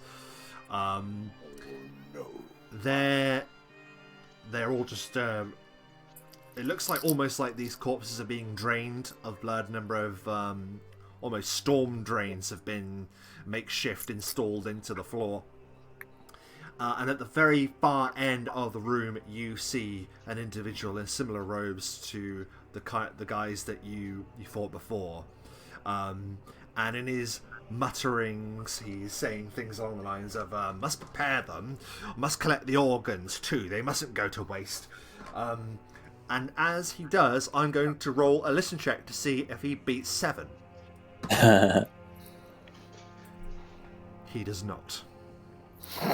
No! Oh my I God! He's shit you preoccupied. He Yeah, isn't even that clearly. bad at listen as well, but that was a terrible roll. So he doesn't hear. You don't. Can I creep in the room, not hearing any ruckus? Can I move to like here? Yes, you can make a move silently check, please, which he will also get a listen check for. I'm also going to try and delete that door, because that means you've gone through it. 11. Oh, okay, so he has a chance 11. hearing that as well. So where have you moved into? Oh, you're there. So, okay, so he moves in. Nite-Nite moves in, sorry, and he will do another listen. Beats that on the roll, unfortunately. So as you walk in, Nite-Nite, one of your goblin feet, they've actually got a claws on them perhaps, one of them catches on the hard metal of one of the drains and it just goes like clink, and he turns and he goes, oh, an unwanted guest. You will explain yourself immediately. Hello. Hello. I am.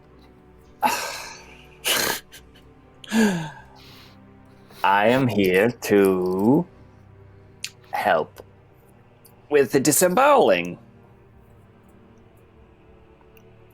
Has he only spotted Nite-Nite at this point, or I'm guessing? Very good question, actually.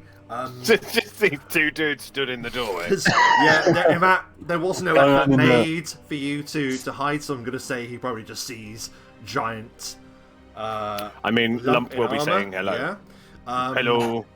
Ken, if you want, because you're behind Lump and not fully in line of sight because of the blockage of Lump, you can do a hide for me to see if you can evade his notice. Oh, I've got 1 in hide. That might work. 1 is better than 0. One is better than 0. God, no. Ken What a Orpal, poor roll. Duskblade. Jesus. Yeah, again, you just Ken Awful, Duskblade. Yeah. He goes, so you've come to disembowel these subjects with company? A likely story. Yes, we are the disembowelers. Here to help with disemboweling. Then They why call don't me you... Disembowler. He looks at you and he's got this really gaunt sort of yellow tinge to his face, and he looks at you and he says, well, then why don't you come closer? These kidneys need dicing. Oh. So unnecessary. Nite-Nite's gonna be like, Ken and Lump are the kidney experts. I Yes. said, why don't you come closer? Nite-Nite, roll me a will save, please. Oh boy, Oh dear. I'm not good at will. Yeah, I don't have any bonuses to that. That is a 6. He casts Charm Person, and you must move towards him Okay, sure. with your speed. 5, 10, 20, 25. Oh no, he charm. Yeah, Ken, you can do a Knowledge Arcana to see if you know what happened, though. I suppose he wants me to chop some kidneys, doesn't he? So I'm going to go to the counter and... Yeah. Yeah, Ken. Oh, my God. Nite-Nite, no. Awful. Yeah, 8 on the knowledge arcana, so You it's are not quite. stunned by Nite-Nite's betrayal. It's just kind of yelling, Night-Night! Ken, What are no, you doing? He friend, he have plan. He friend, he have plan. It's part of plan. Are you sure, Flump? Are you sure? I have faith.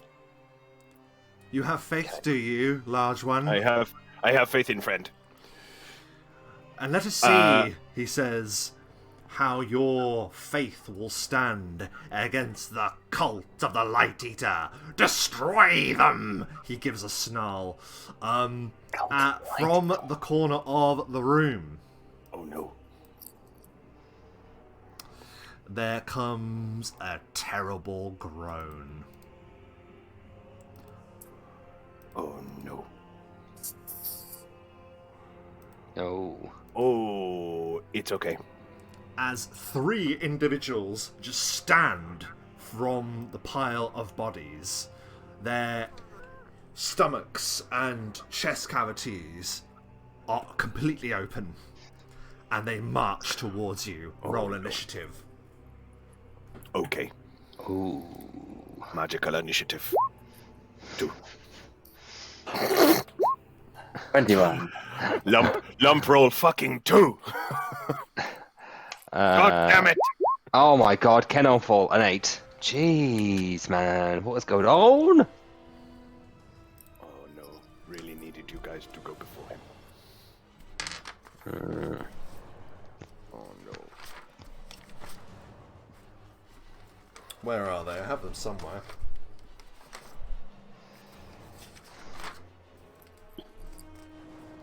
Definitely have them somewhere. Here they are. Right. They are dead uns. They are dead uns. Sorry. So... Dead uns.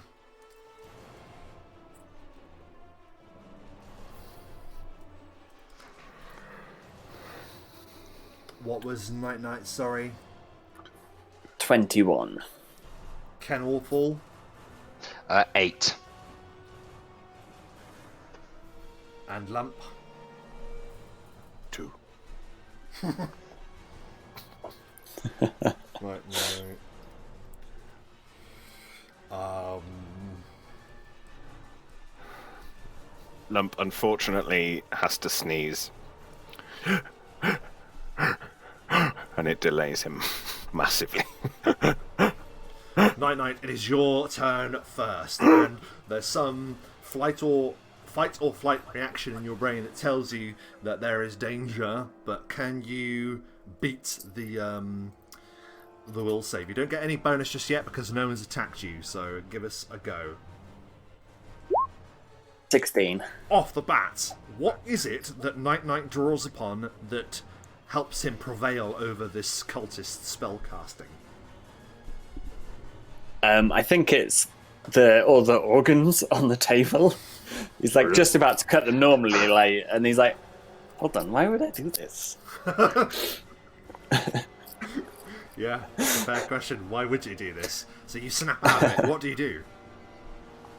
Does he know you've snapped out of it, though? That's the question.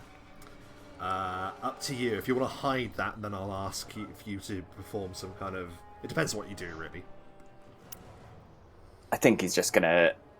He needs to get away from him, so he's gonna like. Can I jump up onto the desk there? You can, yeah. It's only... Yeah, you'll be able to jump. I won't ask you to do a check. Yeah. Cool. He'll jump up there, and he's gonna rapid shot at point blank into the cultist man. Oh my god. Okay, yeah. And he's not gone yet, has he? No, so he is flat-footed. That's his first shot. He is 16. cultist. He is not boss, right? Well, 16 is a hit on his flat-footed armor class.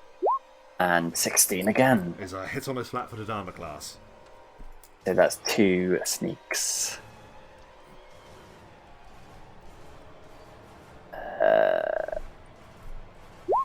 He pumps 2 shots and does 17 damage. How do you kill the cultist?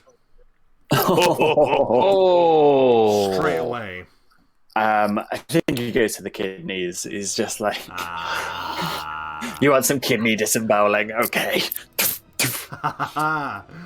Amazing. He just looks at you in startled surprise, so blinded by hubris that he had just put you under a spell, so didn't need to worry about you.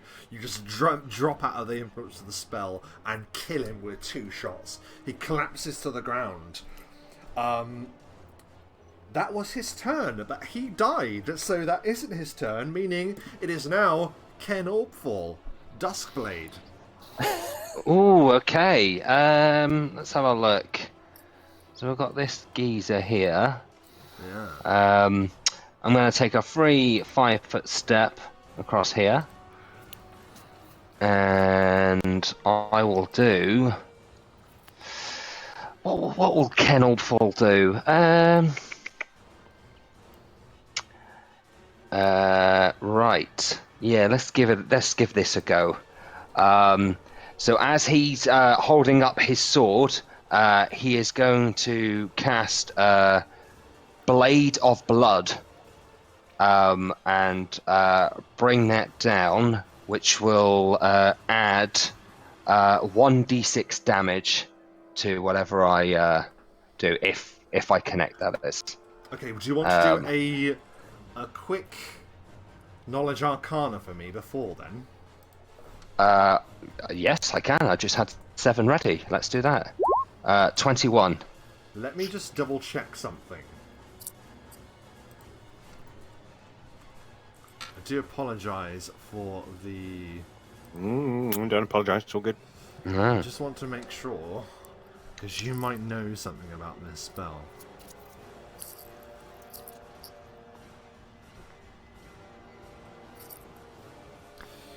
Aha! As you are about to strike at this creature, you remember that in the tomes in which you learned this spell, you remember the wording goes the next time this weapon strikes a living creature. Ah, right, okay. Right, okay. And you once Living again creature. remember the morning is still early.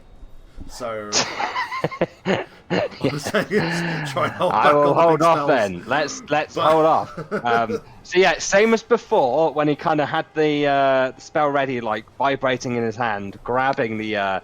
He just nope. Now's not the time. He's like he's waiting for his moment. He's waiting for the right moment for the spell. So instead, he'll just slice down with his big sword. 18. 18 is a hit against the zombie. Roll your damage. Damage. Let's have a look. 2d6 plus 2. Whooshing! 7 slashing. Oh my god, you take its arm off and it goes as its limb drops to the ground, and you note black ichor appears to pour from the wound. Is there anything else you want to do on your turn, Ken or Paul? Let's have a look. I don't think there's anything else. Can I? No. That would be... I can't cast a spell, can I? Can I cast a spell? No. No. That has to be combined with your attack or on its own. Yeah. Spell. Yeah. Okay, no, that's fine. That's my turn then.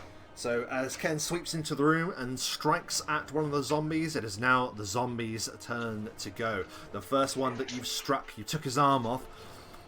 It's going to reach out with another arm, its free arm, and try and slam you. What is your armor class, Ken? My armor class is 15. It's a hit. He slams you for 4 points of bludgeoning damage. Just beats you hard across the face. You stagger for a moment from the blow. Yeah. Didn't you say earlier your armor class was 19? Am I getting confused? No. That was with the couple of mistakes that I had. Okay. All right. 15. Yeah. Well, it was the sheet's mistakes, not your mistakes. Correct? Yeah. Don't worry. The second zombie next to him is also going to try and grab hold of... No, it's not going to grab hold of you. It's just trying to hit you. But this one stumbles forward, but is unable to get purchase. How do you defend yourself, Ken? It would probably be a slight stumble from the hit from the first one. So the first one kind of hits me, and it's kind of like a stumble effect. So as I fall back, I kind of lift up the sword and sort of deflect his hit. That's amazing. And then the final zombie is going to 5, 10, 15, 20, 25 reach there, stumbles across the room, and is going to try and belt you, Nite-Nite. What is your armor class? 16. It's a 17 on the die, strikes you, smashing you with a slam for 3 points of bludgeoning damage. That is the end of the zombie's turn. It is now Lump's turn. Lump will step forward, and he will hold Debbie up in the air. And on the other side of where Debbie is scratched into the blade, he has a symbol, a badly etched symbol of Farlaganagalan. And he holds it up in the air, and he shouts Farlaganagalan, and hopes he pronounces it well enough for it to work. And attempts to turn undead. Very good. Which starts off with a charisma. Oh dear. So it's 13. It's not actually that bad. So 13 to 30. Cleric's level +1. Mm-hmm. So I have the ability to turn creatures that are my level +1, so any creatures that are level 4. So is it even possible to turn these guys? It is, yes. Okay, so in which case then I roll 2d6 plus cleric level. So 13 again, so 13 hit dice of creatures are turned. So it'll start with the creature that's closest to me, which I imagine is this one. Mm-hmm. And then this one, and then finally, if it affects this one, it'll turn that one. I definitely am not high enough. On that? I think it's just any that can see me. Oh, are you sure? Turning is considered to represent your holy symbol to turn undead. Turning undead is a supernatural ability you can perform as a standard action. Does not provoke attacks of opportunity.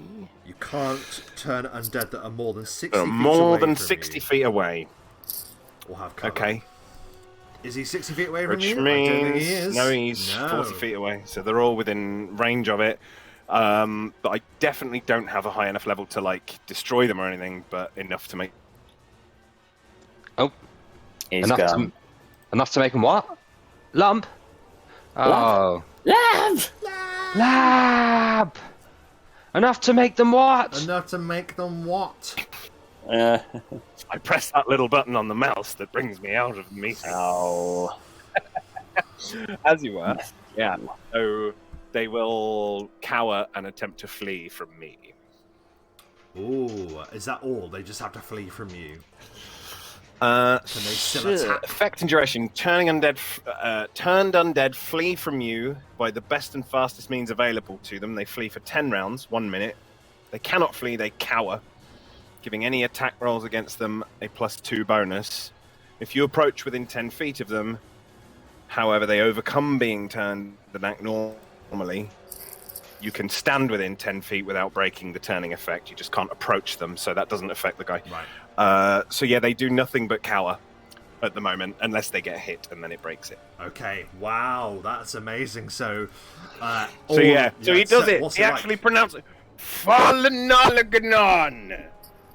And then, there's a sort of second, and then he sort of shakes the sword again, and then there's like a humming kind of light comes out of it and just fills the room for a second, which then goes away again, and he's left stood there kind of awkwardly with his arm in the air. And it totally And they all works. start to cower. They absolutely do cower as this blistering power of Falaflin washes over them. And they will flee on their turn. But it is not their turn. Nite-Nite the Goblin, it is your turn. So he doesn't really know what's going to happen, I guess. So he's just going to... No, but you will have a +2 bonus against him. Because it'll almost instantly start cowering before. Okay, so he's just going to fire a shot into the one closest to him. Yeah, by all means, attack with a +2. Cool. So first is a 13. Is a hit. Oh, lovely. And then the second one is a 10. Even worse. Is a miss. He receives 1 point. Oh my god. You and your ones, man, you love them. The arrow just slams into the undead, the zombie, but it barely notices from fear of the power of the almighty of the road. That, unfortunately, did do a point of damage, so it will break the turn effect. Okay, good to know. If everyone could just kill that one, that'd be great. Yeah. Right, so he snaps out of it then in that case. The cultist remains slain. Ken Awful. Ken Awful. He's a little impressed with Lump's last go there. He hasn't quite witnessed this from Lump yet, and he kind of just looks behind and gives him a little nod, and then turns and sees the one in front of him cowering slightly, remembering the previous round. Sorry to interrupt. I was wrong. It doesn't break the effect. Only if I hit them does it break the effect. Okay. You can hit them all you like. Okay. Just check. Continue. And yes, he sees him cowering, and just goes for a full-on strike, same as before, but with the +2, 23. Oh my goodness me. And that's the one directly in front of you? Yes. That is a hit. You smash him with your blade. Smash with the blade for 11 slashing damage. How do you slay the zombie and bring him from undead to dead? So he's sitting there cowering, and he just full-on hard swipe across, good old slice across the chest there, and just slices through to the point where he's just kind of like hanging. And then, Hits the wall, slides down back onto the drain with a final gasp. That was Ken. Excellent turn. It is the zombies. So this one is going to provoke an attack of opportunity from Ken if you wish to take it. most certainly, I will definitely take it. It gets there. Will he still get the +2 from the Karen effect, or not? Not while he's it's fleeing. fleeing, so no, It's it's if he's not. stood still cowering. Okay, so then- just the 7 then. Okay. 13?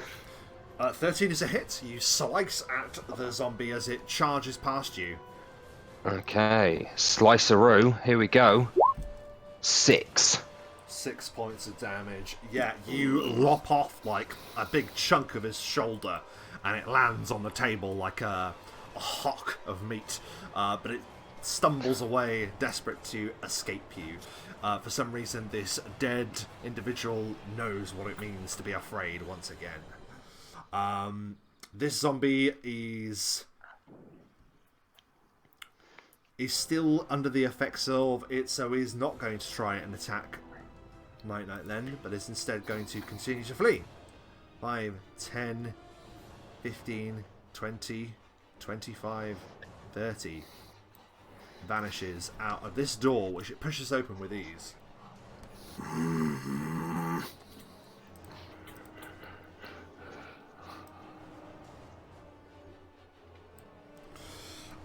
That was the zombie's turn. It is now Lump's turn. Oh, okay. 1.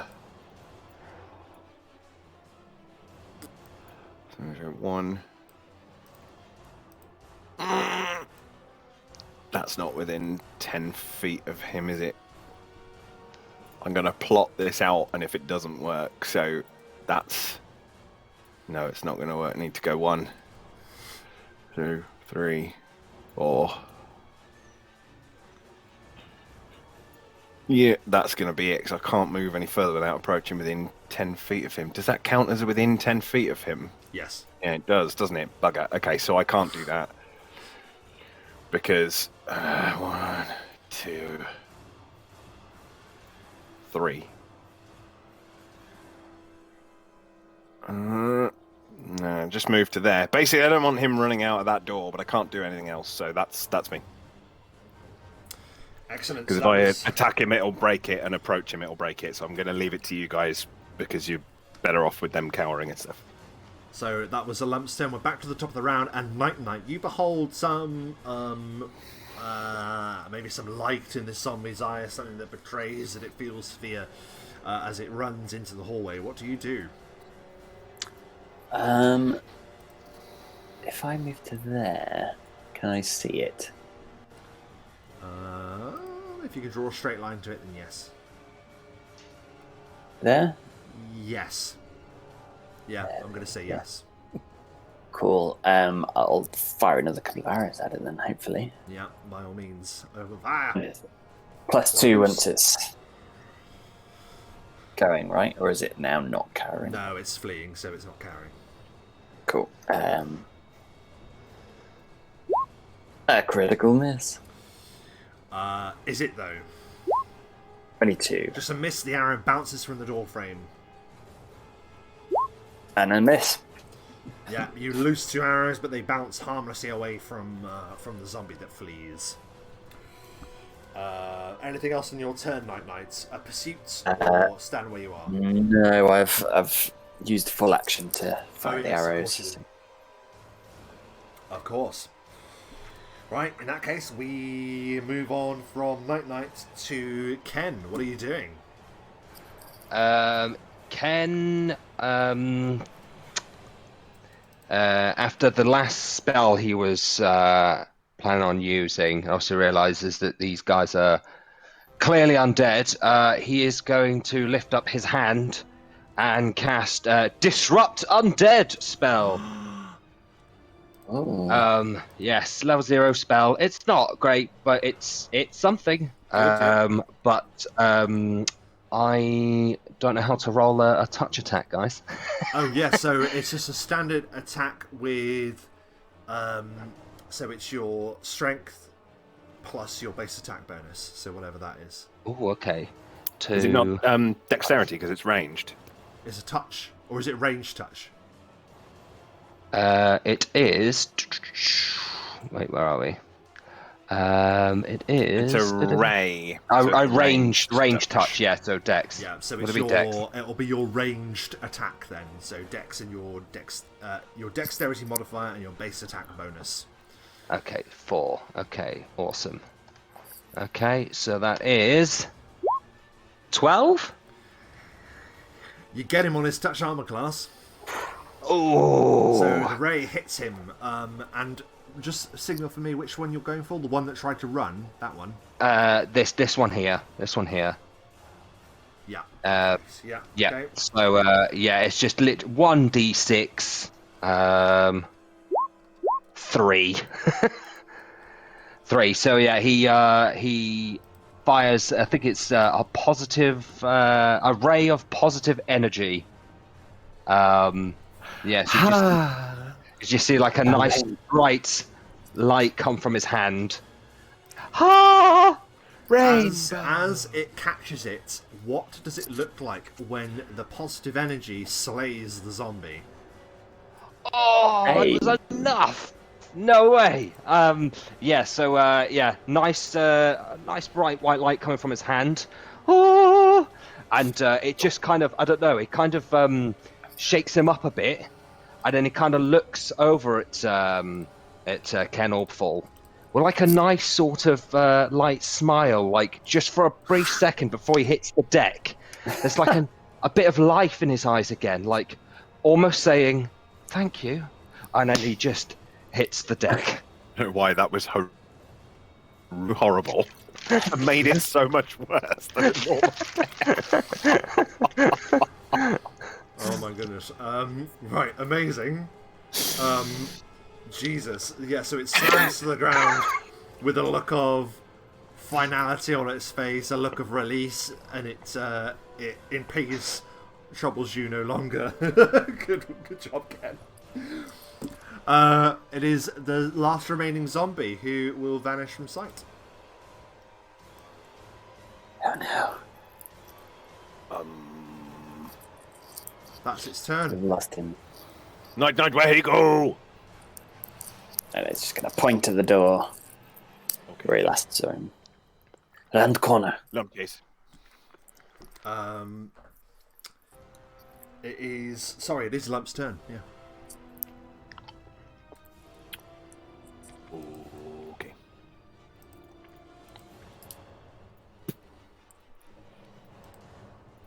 Lump move to there. You rush through a set of double doors that are pushed open. There is a Lump see dirty, before Lump act. dirty water trough that you kind of recognise from before, from upstairs. And this zombie is running down a long corridor. There is a large group of barrels at the end, and a door that it's clearly aiming for that loops back into the room that you've just been in. Okay.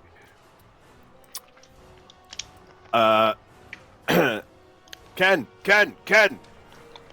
Go back to other door in other room. Get in front. And as I've only done a move, 1, 2, 3, 4, not within 10 feet, but still chasing it down. Double movement, that's me. Okay. So, 10 calt. 10. Yep. Tell 10 to That. go back the other way. Yeah, the zombie's running. He's still got that arrow in his arm from that 1 point of damage from Nite-Nite, and it's fleeing in terror. That was Lump's turn. We're back to the top of the round. Speaking of, it is Nite-Nite's turn. So he's going to have heard what Lump just said, so he's going to follow that instruction, even if it was meant for Ken. Oh, sorry, Nite-Nite is just he closer. 15, 20, 25, 30, 40, 45. Where's the door? 55, 60. There we go. He's just going to do double movement.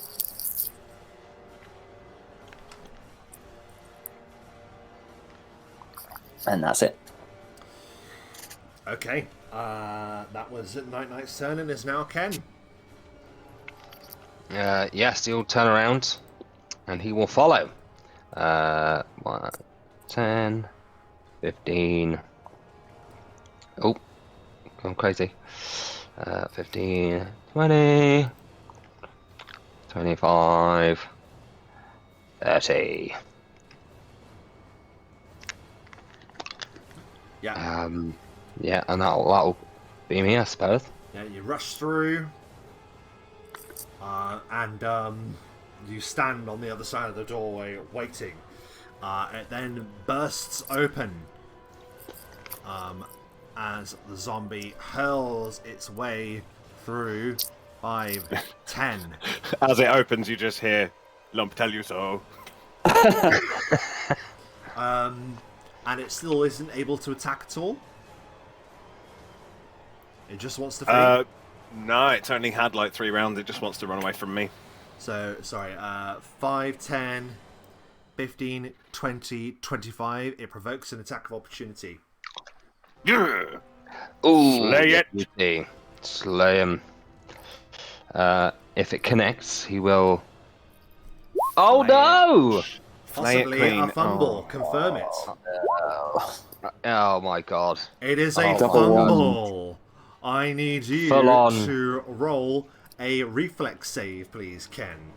DC 14. Oh god. Oh no, you can do it. I've got this. You can do it. Swing so hard at it, hoping to just, like, because you corner it and get ready to, like, clothesline it with your sword, but you swing so hard, you just throw yourself forward and you find yourself tumbling to the ground. It will cost you half your movement to stand up on your next turn. Okay. So the zombie will complete its 30-foot movement. That is its turn. Oh, thank God. Ken, Thank you, Paladin. it is your actual turn. Okay, so half my movement to stand up. Yep. That's 3, and then I Yeah. get another You can 3. reach him, yeah. So Yeah. yeah, so I can actually get Oh, to him. hang on a second. Wasn't it my turn straight after the zombie? Sorry. Yes, you're right. Yeah, I've gone back to okay. Ken. I do apologise. Yes. Lump, it is your turn. Lump will just continue. 1, 2, 3, 4. 1, 2, 3, and stop there, and just say, "What happened?" You had him. What happened, Duskblade? Ken Orpful had a fall. Let's just say Again. again. Right. In that case, then it is now Nite-Nite's turn. No, Nite-Nite. it was Ken's turn, wasn't it? No. I went and then. No. Oh, No. okay. Sorry. No. Very That's my confused. bad. I confused it I initially. just got very confused. Right. Don't worry about it. mate. That was the You know lump. you- That's the end of the round. We're back to the top of the round. Night-Nite. It's just going to try and bend him to the door and hopefully it's roll badly. 16 It's a hit. and 8. A miss. Oh no! 4 damage this time, yes. Why? Bam! The arrow just slams into its back and it gives a hollow groan, but it does not die. Oh my god. Shut this In thing life, down. this was mighty warrior. Clearly. That was Night-Nite's turn. It is now Ken's turn. Okay. So yes, gets up. Sort of turns to Flump. Says, sorry, Lump. I keep saying Flump because it's got an F there. Flump. Turns to Lump. Says, "You didn't see anything," and then just shrugs off the dust on his shoulders. Gets up. 1, 2, and then with all his might, not all the might actually, with half his Not too might because he much doesn't might. want to fall over again. Down too much might. He will strike. 12. Is a hit. Oh, thank God. And So he will lunge roll. deal 9 slashing damage. How do you finish the fleeing zombie? Yeah. Yes.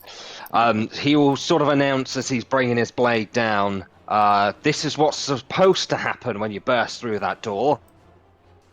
And just comes down with an almighty swipe straight through the top of the skull and into the head. Oh my Gets goodness. a bit stuck. So he just gets his elbow and He removes the head or destroys And Lump will the shout, brain. "Redemption!" As you give that cry and the zombie collapses to the ground, slain once again, The door that it's slammed into pushes open slightly, and a figure turns to face you. Oh shit. Intruder! He yells. Oh, hello. And that is where we will leave it for the time being. We're just going to take a short break and we will be back shortly. Don't go away! Yeah! A wee break! For a bit. What colour does it change? Is it normally blue? It's normally just jet black. Oh, cool. And it's got some very terrified looking people on the back of it, which I think is totally fitting. And I have a Rush mug, of course. Rush!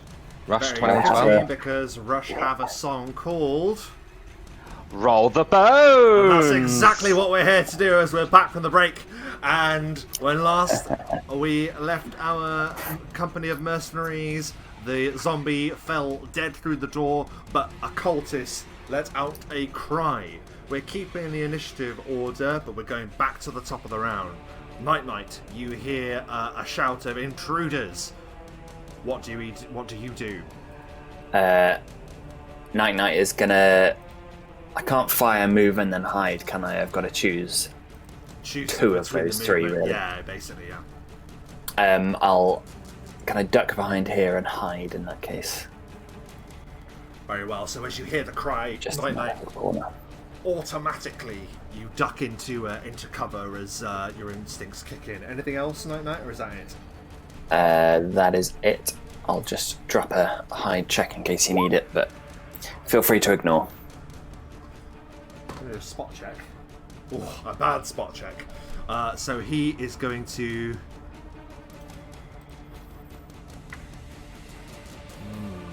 What is he going to do?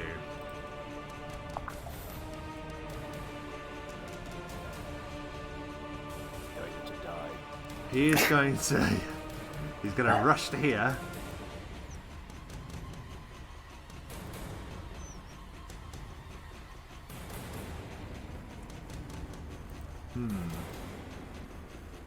Yeah, he rushes to there, and he unsheaths a vicious-looking dagger, and he goes, "Yeah!" And he just hurls this dagger, a throwing knife, at you, Ken or Fall. Is it still 50 in your armor class? It is, yes. It's a really good throw, but it's not good enough to beat your armor class. Ken, how do you deflect, dodge, defend yourself against this knife that's been thrown at you? Full on dodge. He just moves his head out the way. It was coming straight for his noggin, and he just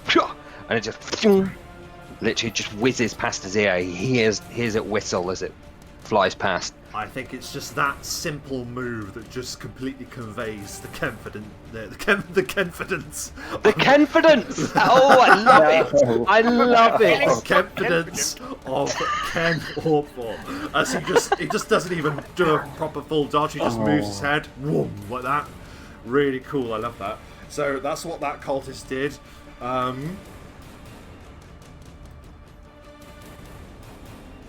That's their turn. Ken, it's your turn. Oh, okay. So he moves his noggin, and then he will then proceed to move forward, and he will. Oh, there's another one there. Now he sees the other one. Mother. Okay. Yes, and I think. What will he do? He will. It'll be time to do a cheeky little spell.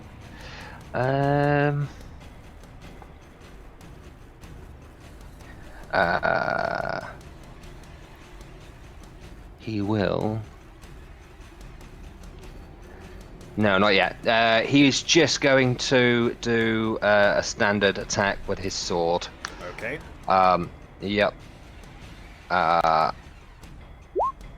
12? 12 just misses, unfortunately. Oh, you swipe, that's- and he just staggers back from you. It's not skill, it's just luck. You just miss it. Ooh. Okay. Don't think I could really do anything else. So that be my turn. That is your turn, and the delayed cultist will now take his turn. Chose to delay his turn. He is going to move to there, and he just reaches out a palm as he fires something at your touch armor class. What is your touch armor class, Ken? Touch is 13. There is an awful dissonant noise, and then a ray of frost wreathes out from his palm and strikes you, Ken, doing 2 points of cold damage. Oh, cheeky fecker. Like, as you swipe with your sword, and your sword arm gets like slightly frozen as this blast of magical energy freezes at you. That was his turn. It is now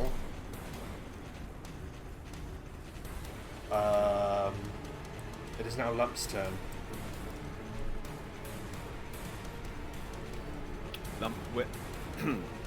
Lump will move 1, 2, 3. Will aim his sword out ahead, slightly leaning to the side around Ken, and will say, Debbie says, lie down. Can he do a will save? DC 13, probably. It's not very good. Roll 15 Again. on the die, unfortunately. Ah! I wish to command. He just resists. Is there anything if he saves? No. Okay, worth a check. Anything else? No. Level 1, unfortunately. That's all I can do. I moved, I cast. He defies your power, or I Falafel's power. stare at the sword and sort of attempt to. Debbie, why you no work? And that is Lump's turn. We're back to the top of the round. Nite-Nite. Can Nite-Nite shoot through the combat and fire at this guy? You can. You don't have precise shot though, do you? I do not have precise shot, no. I'm going to say that because he is covered by your allies, and no, you tell you what, we'll just keep it simple. We'll keep it how we've done it before. If it's a critical fail, then you'll probably shoot your ally. Okay? Okay. Very can. I'm going to point blank shot because I'm within 30 feet, which also means it's sneak attack because I'm hiding around the corner. Nice. Unless he can see me. 23 for the first one. That's the one who's furthest away, right, in the room. Yeah. Just to check. That is a hit. And 15 for the second. Both hits, but both are sneak Amazing. attacks. Wow. He's in trouble. 24. Oh, fuck. You are 24. so good at taking out cultists. He reaches up, fires that ray of frost, positions himself across the room, and then bam, bam! How do you kill the cultist? So he's trying to pick a shot through the combat. And he's having to, like... So he fires one low, and it goes into the guy's hand after he's cast the spell, and then he just jumps up and fires one second shot, and that just gets him right in the eyeball. Oh my god, it's just Drops him. pure assassination shot that finishes him. Bam! And he just slams motionless against the wall. Amazing, Nite-Nites. The other cultist, as it is now his turn, realizes his peril.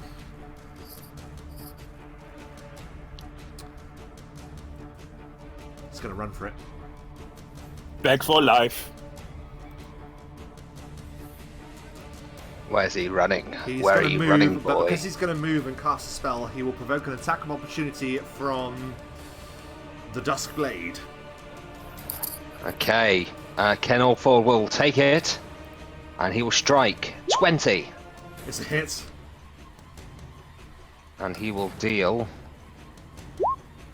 9 slashing damage. Like he staggers, reaches here, and because of that damage, he's going to have to provide a concentration check to see if he can pull off the spell that he had meant to do. What is his concentration? Oh my god, so He staggers, and you can look on with like a knowing smile, Ken, because you know your stuff about magic, and you know that you smashing him, you just watch as his spell fizzes out of existence without erupting into power. So you stopped him casting his spell. That's his turn. Oh, beautiful. It is now your turn, Ken. Oh, is it? Okay. How is he looking? Bad. Is he roughed up? Real bad. Okay. Okay. Yeah, so 1, 2, 3, and he will do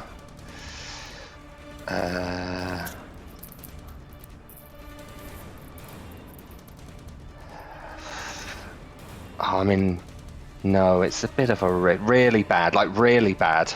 Pretty bad. Like really bad. Pretty bad, mate. Pretty. Mullet.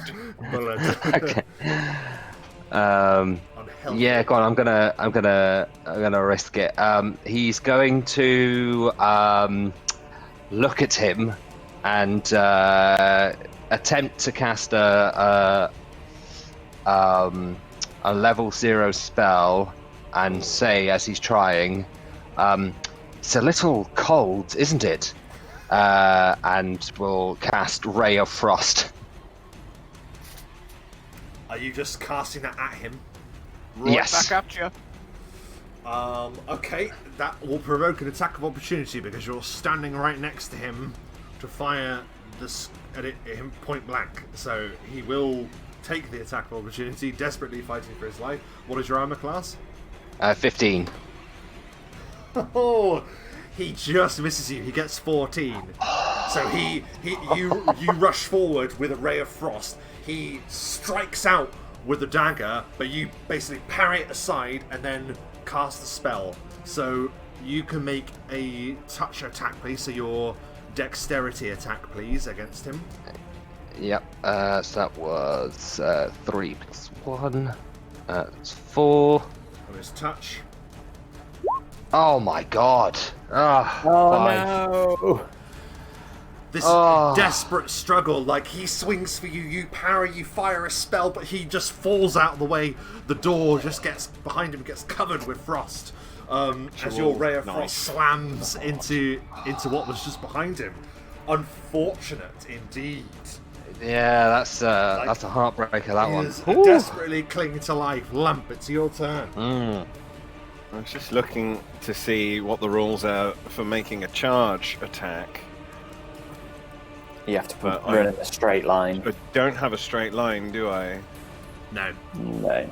Unless I can take a 5-foot step before a charge attack, which you I can't don't really think get a straight Nope. line from that either, I don't think.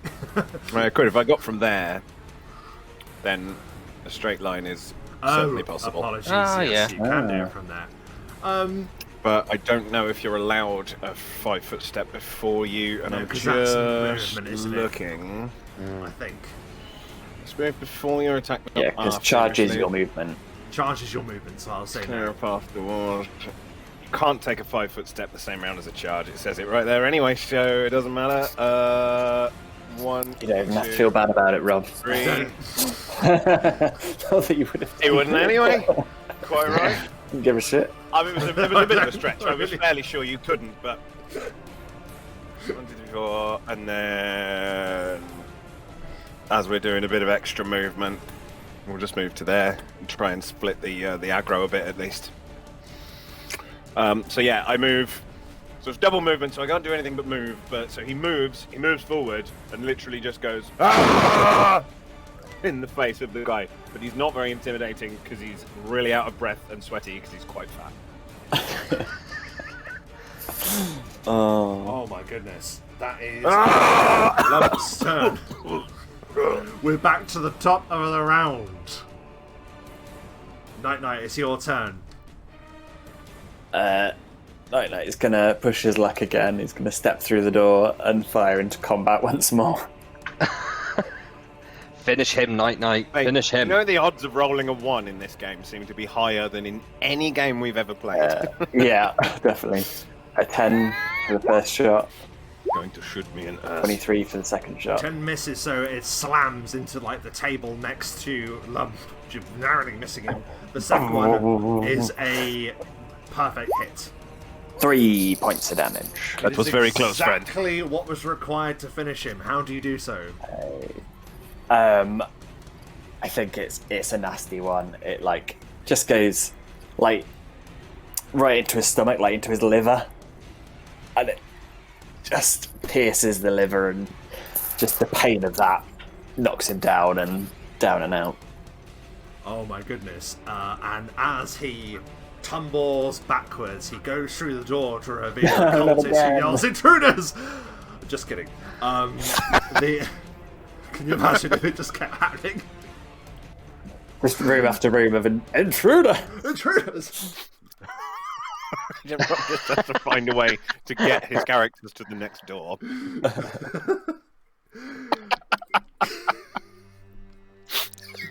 It's really funny.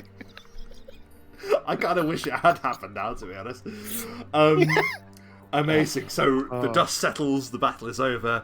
The cultists were alarmed, but were taken care of. They attempted to get some spells upon you, but really you just overwhelmed them before they even had a chance. Can you please all give me a... Actually, I know Lump did.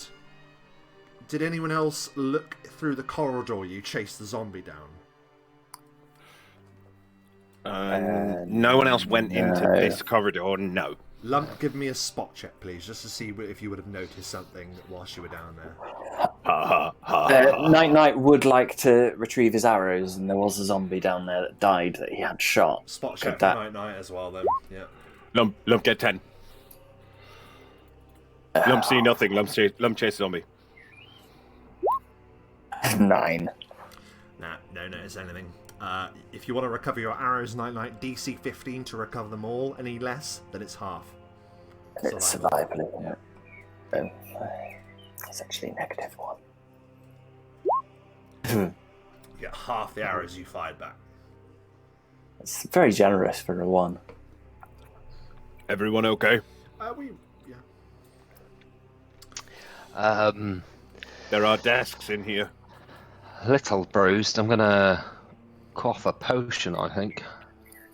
Nite-Nite is sore, but okay.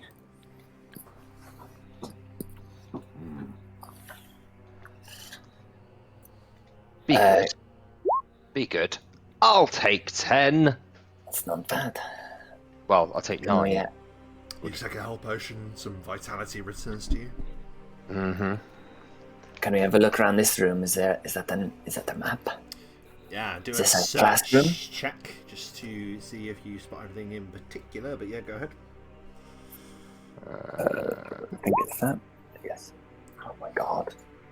Sorry. It's now flipped. I've gone to roll terribly outside of combat.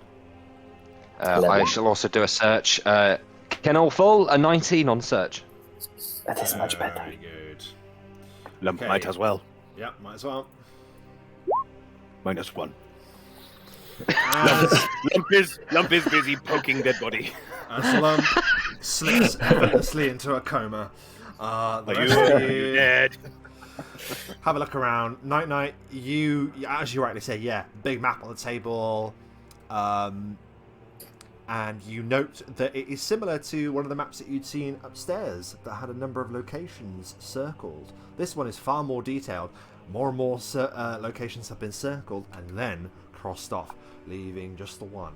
This is a map that dictates the hunt for the amulet of the Sun Wardens, the supposed power source of the Hanging Lantern, the very thing that you are here to retrieve. And it shows that someone has spent years searching for the exact location that this thing was brought to. We'll roll that up and take it with us. Ken, with your search check, you are able to take some information from the desks and compare it to a number of references in different scrolls and books that you find upon the shelf, or the shelves rather. And this goes into further detail of a certain cult, which I'm just hoping to get some information about. So this actually matches with what one of the cultists had yelled before. These cultists that you've been going up against are known as the Cult of the Light Eaters. You, after some inspection, note that these cultists have affinity with decay and destruction, and wish enmity against anyone that would attempt to prevent what they feel is the natural state of the world, which is to be in a constant state of decay, to succumb to disease, and to and is particularly hate anything that would attempt to reverse that, aka clerics and paladins, the Sun Wardens. There are feverish notes scribbled by some maddened academic that rails against the fact that this ancient cult called the Sacred Dusk from back in the Third Era was stopped by the very artifact that is used to power the Hanging Lantern. That is what you determined from your search checks in this sort of archive here. Friends, what you find out, I get blood in eyes. Ah.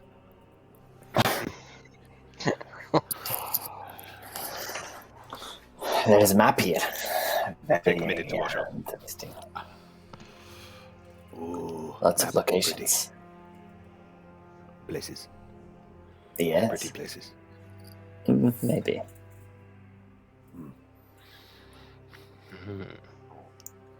Ken is looking at books or something, I don't know.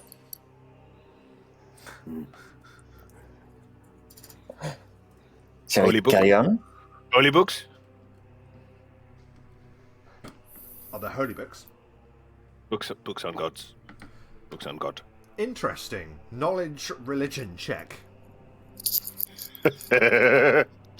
Remembering that he is, of course, a cleric, therefore sort of a priest.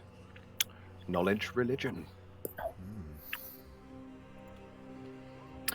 -2. That's an 11. Well, this is a fairly renowned god that is given reference to here and there. One that doesn't require a vast amount of knowledge to know about, because everyone really knows about Neyrul, the god of death, decay. There is a lot of reference to that, in particular a mighty servant of his known as Caius, which is... We call him Neyrul Daful. Neyrul Daful! Schoolyard insults he bad. thrown by the priests. Caius. I think Neyrul is spelt The god of Caius. like that, I think? No, that's I think That's right. Is it? That's right. Yeah. Oh well. Yeah, big evil god of death. Evil god of evil. Has had subtle influence over the great sagas that Main Realm has been the stage to over the years. But that's all you discover from this room? Neyrul is basically the Grim Reaper, isn't he? Correct, yes. Essentially, he's got the scythe and all on it. He's our Hey, red Neyrul. Grim Reaper, yes. He bad god, death god. Not Man. So, there's a door here that will reveal the cultists that will call you intruders. not as good as my god. Let's go through door.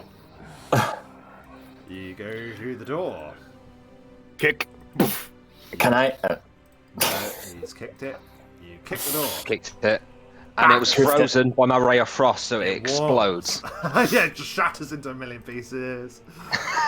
I think Lump doesn't really kick doors. He just sort of belly bashes them. Amazing. His great big fat armored belly. Bam! Ooh. Oh, wow. The handmade cellar basement gives way to natural rock as you peer into this place. Stone steps lead down into a cave. The cave is entirely lit by a brilliant light that gleams from the water. It's almost like the water is luminous by its very nature. It just seems to give off light. Pretty. This is holy sign. This is right way. It does seem to shed that kind of Can ethereal orb fall, light. Gunblade. Naturally, as you can see, there is 2 wooden platforms that lead up to what look to be an ornate, sacred-looking chest at the top of the stonework there. The rockway. We've lost Ken. Oh, we've lost Ken! Oh no! Can orb fall, Gunblade. Hopefully he comes back. Duskblade. Can I check the bridge in the meantime, just to see if it's a rickety little thing? Yeah, you can absolutely check the bridge by all means. Then I'll do a little search, I presume.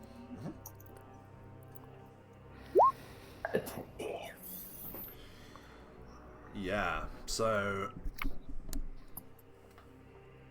Oh, we got a Ken back. Oh, Is it refreshing? I saw him for a second, and then he vanished again. No, he is here on my screen. Internet. Hey, we got him. Just, Can orb fall, Duskblade. Ken 04, back in the room. Back in the room. Did you hear the description of the room, Ken? No, I got Pretty to light the water. steps. Okay, well, you see what you see on the map. Yeah, But The water is all lighty. Yeah, that's And what I was going to say. lighty. I think to note the water gleams with an ethereal light. Nite-Nite has just investigated the rickety bridge, got a 20, and discovers that it is fairly secure. That search check lets you know that it isn't trapped per se. It is bound up with rope for the main part. It's like a wooden bridge bound by rope. Maybe not hold up. Stay back. Pick me. Yes. How deep is water? Whatever you do, Lump, don't enlarge. Wait, how deep is water? Water looks Nite-Nite's really gonna quite work. deep. Can you give me a spot check, please? Nite-Nite and Lump, as you are nearest the water's edge. Oh, go on, Ken as well, why not? 8. Spot. I still have bit of blood in eye. 20. Ken rolled a 15. Okay. Ken, you see almost through the almost blazing light that is coming out of this water. You see odd shapes shifting within the waves. Nite-Nite, you note that particularly large fish are swimming in the depths of this place. Pretty light. Big fish. Really big, like medium-sized almost. Like catfish. Like big, Very like big a fish. Big tuna. Like an eel or a tuna. Big catfish. Yeah, like the size of a big catfish. Yeah, like a big catfish. Does anybody have a fishing rod? I've got a spiked chain. Don't know if that works. I forgot to bring fishing rod, sorry. We could have had a fish dinner, so it doesn't matter. Lump try to catch with hands. Do it if you want. Nite-Nite, you stand upon that bridge. I need you to perform a reflex save, please. On the bridge. On Oh, the no. bridge, please. Nite-Nite, can you swim? Not well. No. 11. It is at that point that something alarming happens. Oh no. Nite-Nite, what's going on? I assume that wasn't a trap, by the way. Not a trap. Cool. I am desperately trying to highlight something and it is not working. For a second, you spot something in the water.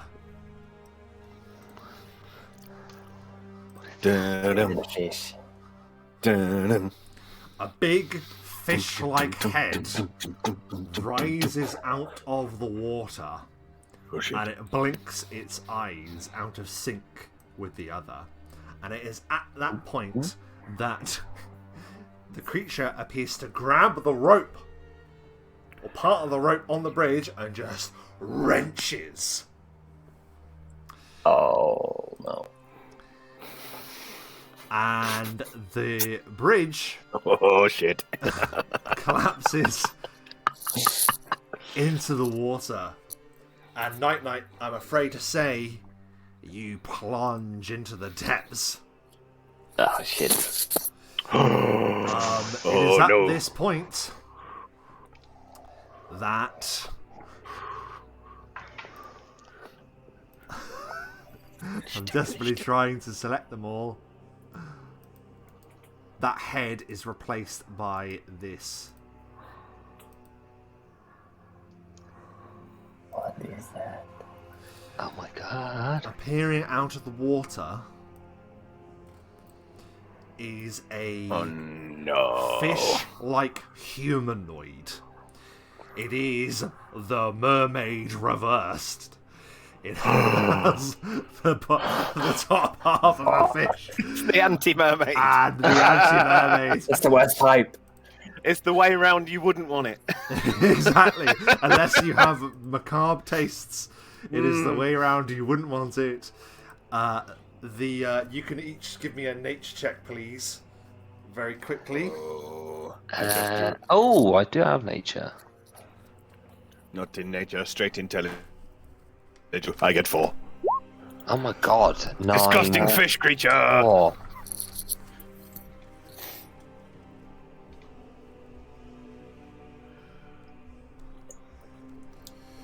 Nobody got over a 10. That's good, isn't it? Let's It's have a just look. what you want. Yeah, no idea.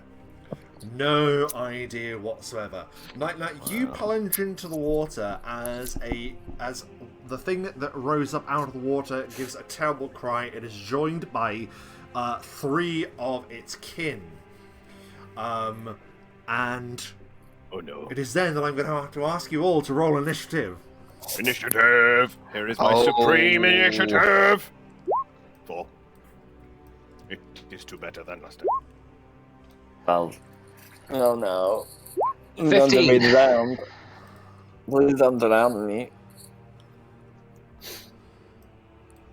I keep moving away from it. There we go. There. Apologies. So let's go for that again. Oh! Right. Okay.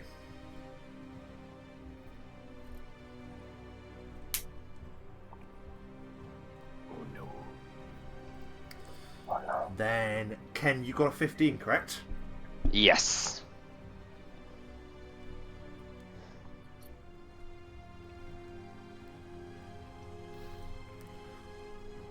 Then Nite-Nite. Oh dear.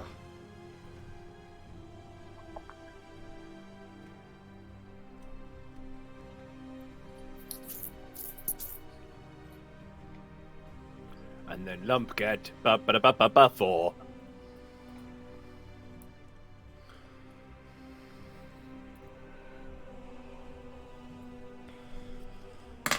Wow, okay. Lump continue tradition of rolling like dog shit.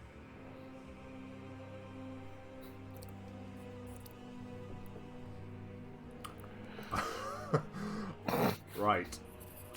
With that in mind... Oh, no. I'm sorry, I have to keep jumping back between the two things. It does take me a little while. That's okay. I just want to make sure it's all set up and ready. Here we go.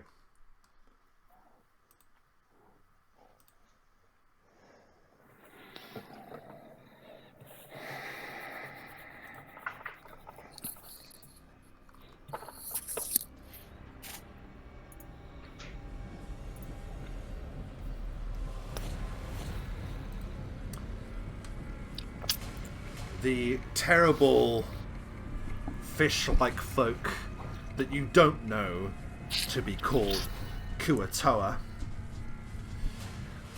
go first, or at least some of them do. The leader bears a terrifying-looking staff, something in his foul, forgotten tongue is known as a pincer staff. He brings it round as he is half submerged, moving perfectly through the water, swings it down upon Nite-Nite, your armor class. Sorry, you're swimming, so it's going to be your flat-footed armor class. Oh no. 14. Nite-Nite! That is possibly a critical. Well, nice playing you. Actually not a critical, but a hit. So the pincer staff swings out of nowhere, Nite-Nite, little friend. and all of a sudden, Nite-Nite, you just are smashed for 6 points of piercing damage. But the horrifying thing is, as soon as this thing lands upon you, it's almost like one of those bracer things that vets use to catch vicious dogs. The thing that closes around a neck, for instance. And as soon as he lands that attack, he gets a free grapple opportunity. So an opposed grapple using Oh god. either your strength or trying to put you in pound. grapple. It's up to you. I will use dexterity. By all means, go. Which means You have to beat still 14. really good. I will tell you straight up, 14 is the number to beat. And I've got to get at least 14 on the dice. Oh no. I do not. He basically slams you with this thing, and the pincer staff, as it's known, just wraps about your neck. And he has basically got control of you like that. And you note that he's bracing to slowly start pushing you under the water. That was number one. No. I haven't numbered them because I'm an idiot, so let's quickly do that now. Oh no. I know I have.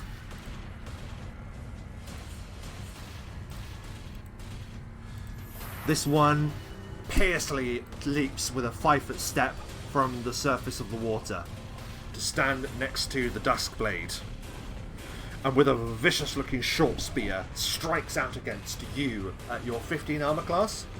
Indeed. That is a hit. The short spear pierces your defenses for 5 points of piercing damage. Oh, I'll see. Because it's a 5-foot step, he can also bite. Duskblade, no! But as he bites, you're able to push away from him. How do you stop him from biting you, Ken? Just kind of shove him with my forearm. So he gets me with the spear, and I'm like, ah! And I see him coming in, I'm like, get away! Bam! And you knock him around again. It gives a horrifying, guttural, throaty call upon you. That was those two. You now break up their turn, Ken, because you go in the middle of them. Oh, okay. So in a bit of a dilemma here, because he can see that Nite-Nite is clearly in trouble. Yet this geezer's just rocked up and attacked him, and he knows if he tries to go and help Nite-Nite, he's going to provoke attack of opportunity. Correct.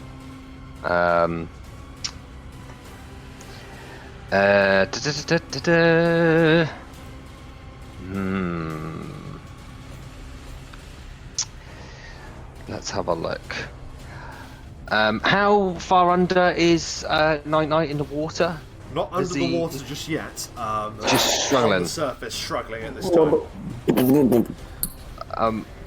Would you allow? What kind of check would I have to do to? I mean, I suppose if I stand, because I was thinking, because I've got a chain with 10 feet reach, could I maybe drop that in the water and see if I can help him get back up? I think you'd have to hold the chain to help him pull up. Is that what you mean? Yeah. I'm just kind of. What check would I need to? You won't have to do any check. You just have to move away and say that you are holding the chain in the water, ready to help him. But that will, to move over there and do that, provoke an attack of opportunity from that Kuatoa. From that guy. Yeah. Okay. I assume he's next. Maybe. Yeah. Go on. I'll do it. I'm gonna try and help Nite-Nite. Awful, doing the heroic thing, rushes away from the Kuatoa, who strikes at him, but misses. You duck beneath his attack as you rush across the bridge to help Nite-Nite. So as he rushes across the bridge with a little wobble, actually, but he managed to keep his balance. He puts the sword away and draws out the spiked chain with a reach of 10 feet and just lowers it down in the water and hopes that Nite-Nite will indeed grab it. Amazing. So with that aid attempt, that is going to give Nite-Nite a +2 to his next grapple attempt. Okay? Awesome. Great work, Ken. Really awesome. We continue down the initiative to the Kuatoa 3. Who is, let's see, not the one next to you. 5, 10, 15. It's going to move to there, I think. Oh, hello, fishy friends. They're my friends. And it also has a vicious-looking pincer staff. Get off of me. And it is going to swing it at your neck. What is your armor class? 22. That is possibly a critical. You little shit. No. That is not a critical, but it is a hit. Not again. Oh my god. That is 9 points of piercing damage. Oh shit. Bam! It hits you, and then we're going to do an opposed grapple, please, Lump. Oh, not the shit again. DC 16 to beat. 21. But as it clamps around you, how do you evade it? How do you stop it from getting you?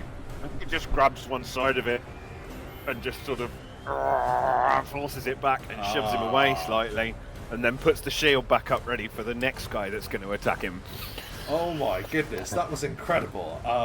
Somehow Lump evades the capture from the Kuatoa. It is now the fourth one who glides effortlessly through the water with a free 5-foot step to do a strike and then a bite. Oh no. With his short spear. With +2. They're flanking. So that is 23 to hit. I think that hits, right? Yes. And then a bite will miss. Oh. So the short spear delivers a vicious 5 points of piercing damage up from the water. Bam! Shit, not again. So much damage! Lump finds himself flanked and in trouble once again. That was Kuatoa number 4. It is now Nite-Nite's turn. You are in the water. You need to break the grapple. Yeah, let's try and break the grapple. You get a +2 thanks to Ken Orfall's chain. And I can use Dex, right? Correct. To escape it. That gives me a slight advantage. Come on, Nite-Nite. Come on. 11. Opposed. Unfortunately, it isn't enough. You struggle in the depths, unable to break the grapple. You can attack if you have a light weapon to hand. I do, but I'd have to draw it first, so I'll draw my sword. But... do that, yeah. Your bow, we will say, floats upon the surface as it is made of wood. So yeah, you viciously. I know you can just draw it. You can just draw it. That's fine. Yeah, sorry. I just like to turn the music down a little bit. It's a little bit loud for me. There we go. There we go. That's it for Nite-Nite's turn, I think, isn't it? Yeah. Lump. Oh, it's Lump turn. Oh shit! I think they're both going to get attacks of opportunity. Okay. What are you As going to I do to provoke move away. 1, 2, 3, 4. Okay, turn around and cast a spell. So as you move, thoughts on whether they get flanking when you're leaving the threat range when they're both flanking you? Do they get that flank? Well, they're attacking as I'm leaving, so yeah. For sure. Yeah. First one would. Only one would, right? Because you leave this guy's. I get the range. attack as I go to move. Yeah, but only the first one does. Only the that first one will. Yeah. Then. He's getting the attack as I step to here, and he's getting the attack as. It's fine. We'll just do one with the flanking bonus. Which hits, I'm afraid. It is 22 on your AC. Yes. For another 5 points of piercing damage, and then this one, the the pincer staff misses you. So one of them is able to strike you as you rush over there. What do you do next? Well, only thing I can do is try to heal, because I have 2 points left. Oh my god! Oh! Because everything is hitting me for shit ton of damage. Oh my god. I will use... Oh man, I used my max level spell to use a... Cure mod. For Right. Could have been worse. Could have been better. Well, I've gone back to the original amount of damage that I'd taken from the first round. But they're just going to catch up to me and clobber me again. Oh, because I can't do anything else. Shield! Oh, shit. Also, little friend, I was going to help you. Oh my god. I feel like he's turning more and more into, like, Bollo from the Mighty Potion. I definitely got that earlier. I definitely got the gorilla earlier. I'm fine with it. I love Bollo. I'm just totally going with it. I've got a very bad feeling about this. Taking a lot of damage. Yeah, but Lump, you killed that boy. Oh yeah, I forgot to do that. So, as Lump dwells upon the boy he once killed, we go back to the top of the round. The Kuatoa is going to... What is he going to do now he's got you? He's going to move you under the water. So this is just going to be a straight up strength check, please. Friend! Just strength, yeah. Yeah, DC Not 14 like to that. beat. Strength. Oh god. Oh, you almost match it, but that slight That's my advantage weakness. and your slight weakness means that you fail. So he drags you under the water. What is your Constitution score? Oh, no, it's not. Score, Constitution, not 14. modifier. Yeah. 14. Okay. Yeah. In 14 rounds, I think you will drown. It's double. Double your 28 Constitution, is it? rounds. So- For drowning it is, yeah. 28 rounds. Well, if we're still playing then, I'll have probably given up. So you don't have too much to worry about. But he is Drowning is dragging you. that makes it 168 seconds, which is kind of plausible for So- a heroic person holding their breath. He is going to drag you under the water, where he will have advantages to hit you, though, for sure. So Oh, it you're isn't still in a entirely shit useless. situation. Exactly, it's awful. But he moves I you mean, down. so am I now, equidistant. And because he can move, he will move you. He can still move you, and that's what he's going to do. He's going to move here, and you're going to go with him to there. Okay? No. That was little his friend. turn. The second Kuatoa here is now within 30 feet of an ally.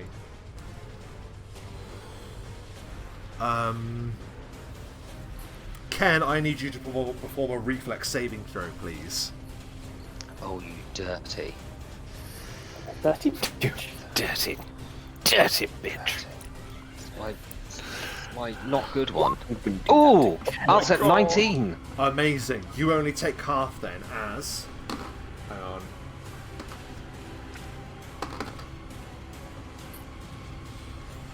You take 11 points of electricity damage as these Kuatoa join in a lightning dance. Whoa. A Holy blast hell. of electricity wreathes towards you, and it is only your pure reflex that prevents you from taking the full amount of that. I'm glad I didn't. Yes, That was half. that was half. That would kill me in Yes. Yeah, Holy kill crap. me How outright. Holy shit balls. It's a lightning bolt ricochets from and it looks like they're in no shortage of supply of these lightning bolts, as I roll a d4 to determine when they can do that next. Oh no. Oh no. That was Kuatoa 2. Ken Oldfall, it's your turn. Ken Oldfall is going to quaff a moderate wounds Okay, so that's a now. A free action to take that, so by all means. Okay, is that 2d8 plus 10? Cure mod, was it? Yeah. Cure moderate wounds is 2d8 plus 10. Roll it up. 17. You feel Oh. recuperated. I'll take that, yep. Back up to max, I'm happy with that. You are holding the chain that Nite-Nite is holding on to. Yes. Yes. Nite-Nite, I assume you still got a hold of it. Yeah. Have you still got a hold of it? I guess so. Yeah. He wouldn't have let go if he'd got hold of it, I don't think. Yeah, for sure. He's still holding on to it. So, if you want to try and pull him up, it will be in a opposed grapple between you and the Kuatoa. Tug of warring Nite-Nite. Yeah. Let's do that. Okay. Let's do that. This might hurt Nite-Nite, but Go on, Hopefully not too Ken. much. Give him a good tug. Was it Yeah. opposed strength? Was it? so your grapple modifier, whatever that is, your base attack plus okay. your grapple. Your base attack plus your strength, I believe it should be. Yeah. Okay. 16. Okay. 16 to beat. 16 to beat. Come on, Ken. Oh! He got 15. Oh! Amazing. What's it like as you wrench him free? Yes. So yeah, he's like slightly tugging it to see if Nite-Nite's still got hold of it. It's like just a slight little tug. Don't Are go they there, biting? Are they Olaf. biting? Come on. And when he feels that Nite-Nite's still got a hold, he's like, Nite-Nite, come on! And he'll just yank it with all his might and pull him out. You can't say that. First he tugs it Come on. slightly and then he yanks. What do you it all want his from weight. me? On Now your Nite-Nite turn, all Nite-Nite, you will be able to climb onto the rock. Okay? Yeah. You are currently free of the Kuatoa's grasp. Great work, Ken Orfall. What a move. Kuatoa Yeah, man, 3. Oh shit. They give chase, I'm afraid, Lump. They see Well, you running. I and mean, they're this like, one and "Oi." this one now have me, and yeah, I'm. Go on, do it. No, well, they're running after you. I'm taunting them, I am. trying to help my No, friends. I want him Get to away do from it. my friends, bitches! Delays to let his friend go first. Who rushes to there, I ate caviar yesterday. Ate your children. and he strikes at your 22. Yes. Boom. How do you defend yourself? Literally, it's just, and then as the next one comes, it's going to be just trying to get behind that shield every time. Fuck. Oh No, darn. Not a critical. That's not a critical, but it is undoubtedly a hit. So he runs in and he gets the free grapple attempt because he's the one with the pincer spear. Oh my goodness. I'm hopelessly outmatched. I genuinely don't see how I can get out of this. Oh my god. So that's 8 points of I'm piercing so damage. slow. Oh, I can't move fast enough. And then an opposed grapple check. Oh shit, no. As he gets the free grapple attempt on you. 13 on the grapple. No, he's on the die. He's beating that. So he runs in behind you, and this time you aren't able to stop the claws going around your neck. The pincer staff locks about you, and dread falls about you, I imagine, as you struggle in his grasp. Just a bit. That was Kuatoa 4's turn. It is now Nite-Nite. Nite-Nite. Get You out have of an the attempt. Nite-Nite. You can try and climb out. I'd Get like out to of try the and water, climb my out, friend. please. Yep, so you can give me a climb check, please. Or anything else you can argue to get yourself out. I don't know. I can't think of any reason why it would be anything but climb. A 5. The rocks are slippy and you are unable to get out. You can use the other half of your movement to make another attempt, or you can swim away. The bank looks much easier to climb up upon than the rock. Where's the bank? The bank is the sort of the edge of the this bit here, where it meets the land where Lump is currently. Like all along Could here. I Go like to the chest and threaten the treasure. Sorry, the chest is a raised rock, as is the rock in the middle. The bank is. Could I swim to like there and climb out to here? Yes. And would that be a climb? No. So that's my move, and then can I make an attack? No, because you use one of your movements to try and climb. You failed. You spent the second amount of your move to walk around there, so that'll be your turn. Okay, cool. Okay, because that's like a double movement for you to try and climb out of a rock to then swim round to get out of the water. So that's fine. No, you're out though. That's the main thing. Right. That was Nite-Nite's turn. Lump. Ah, you're all fucked now. I mean, he's just going to try and break the grapple. I guess that's all. I mean, you've got to try and break the grapple. Opposed all roll. he can do. Oh my god, DC 18 to beat. That is sort of all he can do. No. No. You struggle in the grasp of this thing, and he's just able to move you around like this. I don't like you. We're back to the top of the round, and the leader of the Kuatoa has realised that his prize has escaped him. So he is going to desperately try and grab hold of Nite-Nite with a free 5-foot step. No. Oh, fucking hell.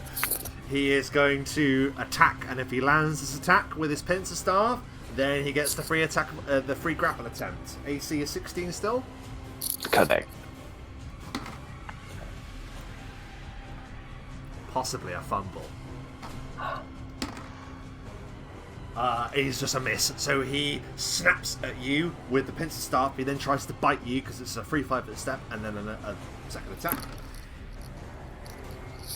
Bite also misses. How do you protect yourself against this pursuing predator? He's just like dodging all over the place. He's like frantic. He's like, oh no, leave me alone, don't touch me, please. Oh my god. I need to do a quick little measurement. Yes. I need all three of you to perform a will save, please. No. No. Oh, you dirty. This is not good. 10. Lump fails. That's a no, isn't Nite-Nite it? Come on. succeeds. Oh, Ken all 7. 4 fails. So, unfortunately, for 1 round, you are both shaken as this Kuatoa gives a terrifying "Wah" cry. It echoes, and for a moment, you see an earthly figure, like beneath the water for a second. An almost otherworldly entity has reached out to your minds. You get a -2 on basically everything when you're shaken. Attack rolls, saving throws, skill checks, ability checks. Got it. Yeah, so basically everything you have a -2 on for a round. That was Kuatoa 2. Ken, Orbfall, with a -2 to all of your stuff. What do you do? Something big. Something big. Right. Yes. Okay. 3 5-foot step to here. Yeah, you collect the distance. I'm within the leader's reach, right? Yeah. Oh yeah. Can I get? Yeah, I get him from here. Yeah, you can. Yeah. Okay, so as I do my You 3. don't even need to move. We've got 10-foot reach. Oh, with a chain or the sword. Yeah. True. Oh, he's got the chain out. Yeah, true. I was gonna switch back over to my blade. So that'll count as a movement, so you'll get 1 attack, so you can switch back to your sword with the movement and do the step. You can do an attack. Do an attack. Okay. So if you want to use the sword, you can. Can I? Hang on. Cause the I don't know. Blade of Blood is a swift action. Can I cast that before doing the attack? Yeah. So you can channel Yeah. the Blade of Blood into your strike if you wish. Yes, I shall do that. Yes, arcane channeling, the Blade of Blood, but this time, and you might see why he's got so many scars around him.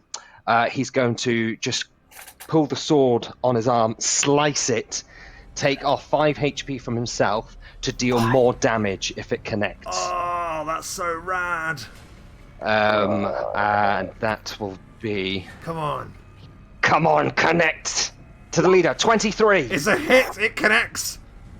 Yes! Oh my I can god! connect. Come on. 3d6 plus 2. 15 damage. Slashing damage my to the God. leader. Is that what Blade of Blood does, and it just does extra damage? Yeah, so She Blade of pays. Blood adds 1d6 of damage, but if you take 5 HP off, you can then deal plus 3d6. That's incredible. And I just thought, well, he's clearly going to cut himself, and hence why he's covered in scars. 'cause That is this is, so- If it does an extra 3d6, amazing. shouldn't that be more than that? Oh, because it's 2d6. no, it's another 2d6 on top of the one. That's But your what basically greatsword I meant does to say. 2d6, Your right? greatsword does 2d6, remember, Craig? So do you want to roll another d6? Oh, okay. Oh, right. I don't do myself a... Sorry, another So- 2d6, right? Another 2d6. You were just Oh, doing damage from the yes, spell. yeah, You yeah. haven't Of done course, damage yeah, from yeah. 100%. Oh my god. Another 2d6. Of course. Another 2d6. I'm telling you, when Not bad. Duskblades hit, That's what I- 5. So 20 in total. 20. Come on, DM, tell me. how do you kill the leader of the Kuatoa in one strike? Oh! BAM! So yes, as he does his free 5-foot step, it's like a slow movement. He knows what he's about to do. He tucks away his chain. He pulls out his sword. He just he whispers to himself, "The Blade of Blood," slices his arm, brings it up, and just brings it down with almighty force. But as he brings it down as well, you can see like a shimmer of blood on his blade, and as he brings it down, it right on the skull, and just connects it straight fucking through the cranium. That unearthly image that you saw for a moment coming from the lake, some kind of unearthly power fades as you just strike it down. It stands there horrified of what you've done, and it just collapses into the water, and its black blood seeps You're all fucked now. into the darkness. Amazing! The Duskblade has arrived, ladies and gentlemen. That's what we're talking about. Yes. Worth the wait, boys. Worth the wait. The Tide of battle has The turned. tide of battle hopefully has Tide of battle has turned.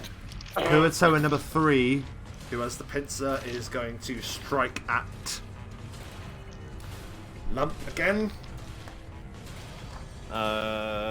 Flat-footed, still 22, but he's got the +2 flanking. Unless you get a negative for being grappled. I think it's just flat-footed, right? I think so. I'm not sure, but that's probably going to hit anyway. Yes, that will hit. So he basically. Oh no! Oh no, sorry. I should roll that again. You're absolutely right. The guy with the pincer staff has already grappled you, so he can't be hitting you. So he is just keeping you grappled, and instead. It is beneficial for him to just keep you held there, so that's what he's going to do. I will re-roll. The one behind you is going to strike at you. Possibly a critical. It's not a critical, it's a hit. So, that is... Oh, that is 7 points of piercing damage. He just drives the spear into you as you are held there by the pincer staff. Okay, he has to hold up my body as I am now on -3. Oh no! Oh. Oh! No! Don't look shocked! Been pummeling me! I haven't had a single chance to do anything offensive! All I did was heal! I'm so slow and fat. Oh. Is it my turn? At least you get No, to do your it's death not. rolls now. It's not your turn. Yeah, at least we know how to do them. Yeah. Nite-Nite. Oh is- yeah, I was accidentally looking at a variant rule last time, that's why I got very confused, but we were doing it right in the first place. And for the decade plus that we've been playing, yes. Yes, absolutely. That's why I Actually, was we so... weren't doing it wrong the whole time. That would have been very embarrassing because we did It that just on reinforces, yes, I Yes. am an idiot. No, don't worry about it. You're just investigating the variations. Nite-Nite, it is your turn. You have watched, on one hand, peerless victory from Ken Orbfall, and then just the gutting of Lump as a spear is driven into him from. He's seen it before, he's Yeah. not bothered. He's like, Lump will get back up. Power of God. Nite-Nite is going to move to here, so he is flanking. And then he's going to strike with his short sword because it's in the water. What's the bonus for flanking? Is it? +2. Hopefully this hits, otherwise I'm fucked. 15. He's still technically in a grapple. His thing is I've- locked on you. Well, I've slumped to the floor. There's no way he'll be able to hold me up. Yeah, is there? alright, So that's a he's miss probably then. not. I was trying to. Yeah, that's a miss. Sorry. Oh shit! I thought that was beneficial. Again, no. idiot. No, he's definitely grappling me. I had hold of it. No. He Vice-like grip, rigor he mortis. has dropped Lump and is able to defend himself just in time as you miss, unfortunately, Nite-Nite. Shit. What were you then- attacking with there? Sorry, Nite-Nite. A short sword. Short sword. Okay, gotcha. Anything else? Nope. Oh dear, this doesn't look He good. is. He does not. Okay. That was Nite-Nite's turn. Lump, can you roll a D100 or a D10 for me? It's a D10 and it's a 1, so no. So no. You need to roll a -4. 10 to survive. You are on -4. We are back to the top of the round, and Kuatoa Not this 1 shit is again. dead. Kuatoa 2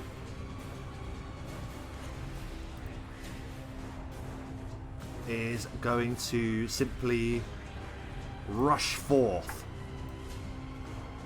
with a 5-foot step to close in on the Duskblade, hoping to avenge its fallen kinsfolk. Was it just the big one that did the electricity? I'm a bit worried. No, it wasn't just the big one, and no, I haven't forgotten. Thank you, Matty. No, I didn't think so. Possibly. Doesn't need any help, Matthew. Possibly a critical upon Ken Orbfall. Oh god, no. That is a critical on Ken Orbfall. Oh Jesus Christ. As it gets its short spear and drives it hard into your chest. That is Be gentle. 8 points of piercing damage. Could have been much worse. Could have been. So it 3 5-foot steps, stabbed you, and then it's going to try and bite you as well. But its bites cannot pierce your defense. That is Kuatoa's turn. It is Ken Orbfall's turn. Okay. Right. What do we got? What do we got, guys? What do we got? Per level. Okay. Let's do it. Still feeling pretty...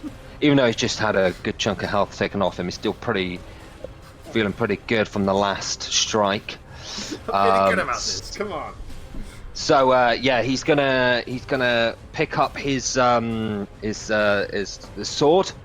and he's gonna cast Shocking Grasp upon his sword. Yes. For this shitter.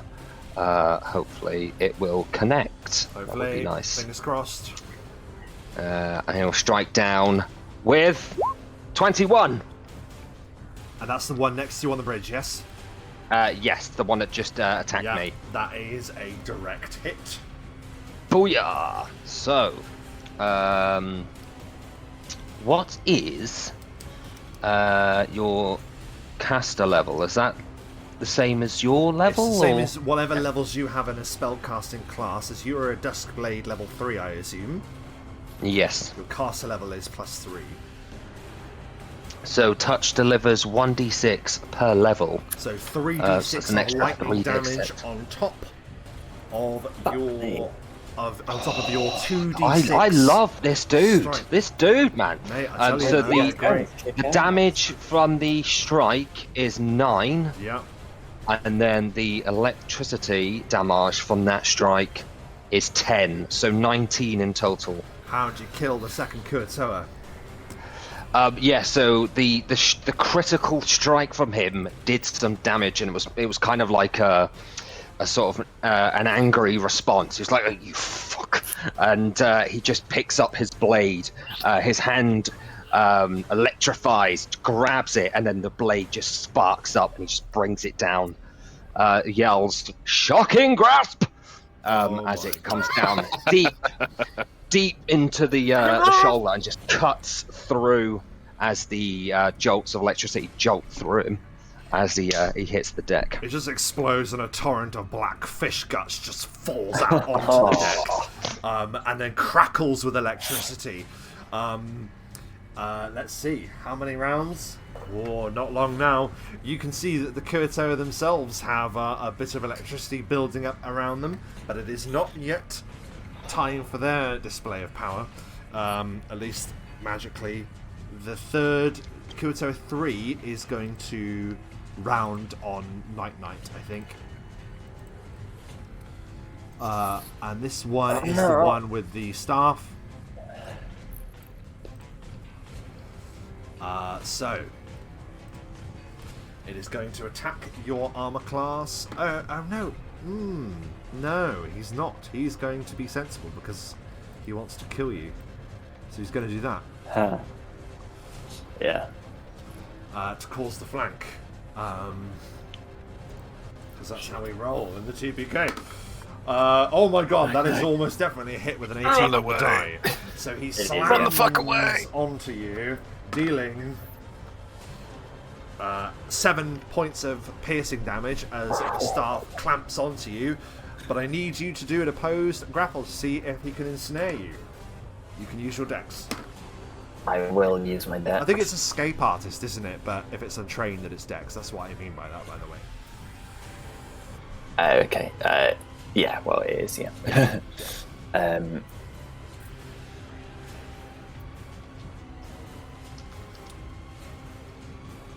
If it's escape artist, it's actually +2, not +1. 18. That's not How bad. do you stop yourself from being ensnared? So he like jabs Nite-Nite with the stick, and then just as the things are about to grab around his neck again, Nite-Nite just goes, "No!" and ducks. Just drops the stick right above his head. Oh my goodness me. And then this one is going to turn around, Oh no. spotting Not good. Not good. Ken and his slaying free-for-all upon the bridge. It's going to strike wildly with his short spear at you. 15 still Yes. is a hit. That is 5 points of piercing damage as he drives. He drives the spear into your... Well, it depends. Are you still going? Yes. He drives the spear into your thigh, we will say, finds a gap in your armor, gets you in the thigh as he's striking up at you as you stand on the wooden bridge. That was Kuatoa 4. I know he can bite you as well because he didn't move. He will bite you as well. That is also a hit with a 14 on the die alone. So he bites you for 3 points of piercing damage. Oh, bang on 0. Bang on 0. Oh shit! Night, run away! Oh man. Oh, It's the end. It's actually the end. It lunges at you and just drives its teeth deep into your flesh, and just the blood just seeps from you, and you collapse to the ground onto 0. But 0, as we learned, can be helpful. oh okay. That was in the variant rule thing. I don't know whether I was doing it right now. No, that is right. You can Is still it? act when Good. you're... Yeah. You can still act. You can but do either a move still- or a standard action, but if you... But it has to be a non-strenuous standard action Yeah, if it's determined by the strenuous. DM. Otherwise, you will slip unconscious. So if you aren't finished off on the next turn, Ken, there is a chance, while you're disabled, you can take a health potion and revive yourself. But we will get to that, okay. because we will see if they have the sense to just murder you straight up. But that Okay. was Kuatoa 4. It is now Nite-Nite's turn. You are beset on 2 sides. Everyone is dead. Run away.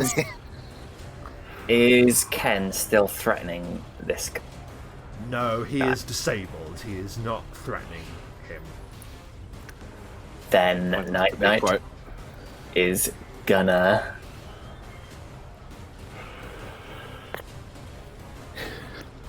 How are they looking? They're both looking fine, aren't they? They look alright, yeah. He's just gonna fucking run.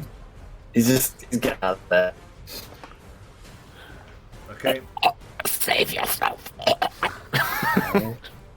10, 15, 20.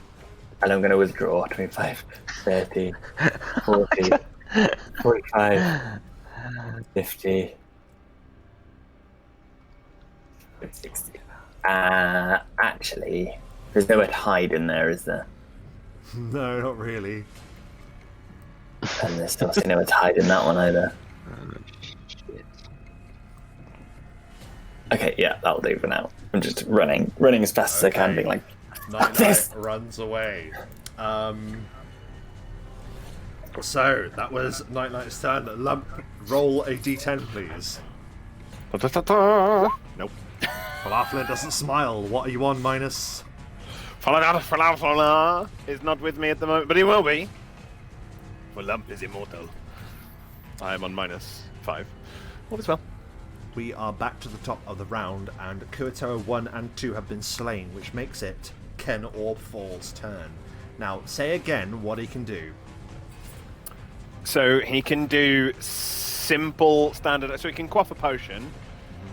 He just couldn't do. So when we had Caius casting a spell last time. Technically, that's very strenuous to do that, so he should have slipped unconscious, basically. And he threw, did. he threw an alchemist fire in fairness. Oh, he yeah. threw an alchemist fire, but still, like, it depends. It's down to what the DM deems strenuous. Anything that's more than a very simple. Imagine you're dying on the floor.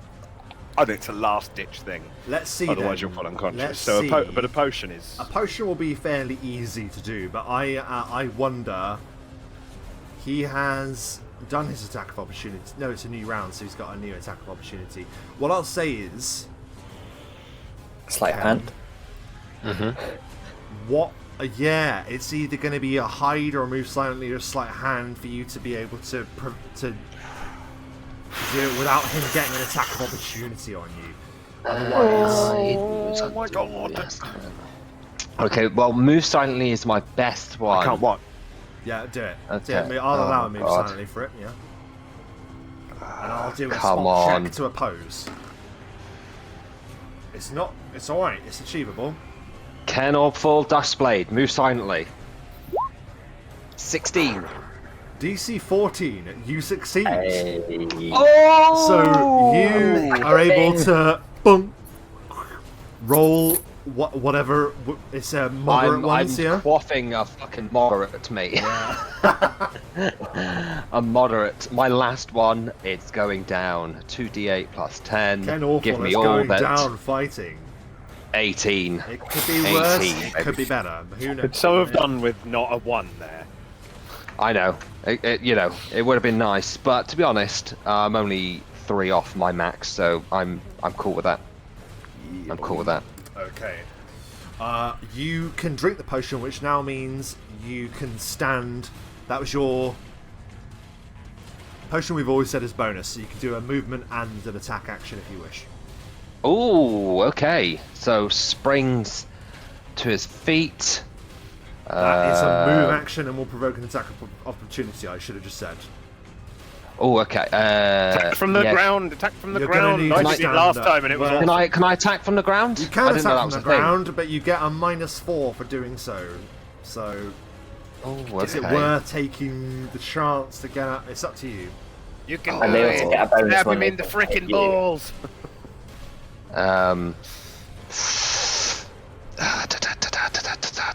Hang on. What's he gonna do first? Just a straight up attack. Yeah, I think so. There's not much else he can do on that. Yeah. Okay, yeah, he's gonna go for it. He will add. I don't know. Touch of fatigue, any good? Or fatigue Every them, little so helps. Yeah, their attack's maybe. slightly worse, yeah. Yeah. And it was a -4 on the. If you're lying on the ground and attacking, yeah, -4. Do you have touch of slay fish? You might have really to stand eventually really because it's going to be 2 against 1, and if you stay on the ground and they attack you, they're going to get +4s to attack you. Okay. So Oh, is right. it In worth that taking case. the 1 hit?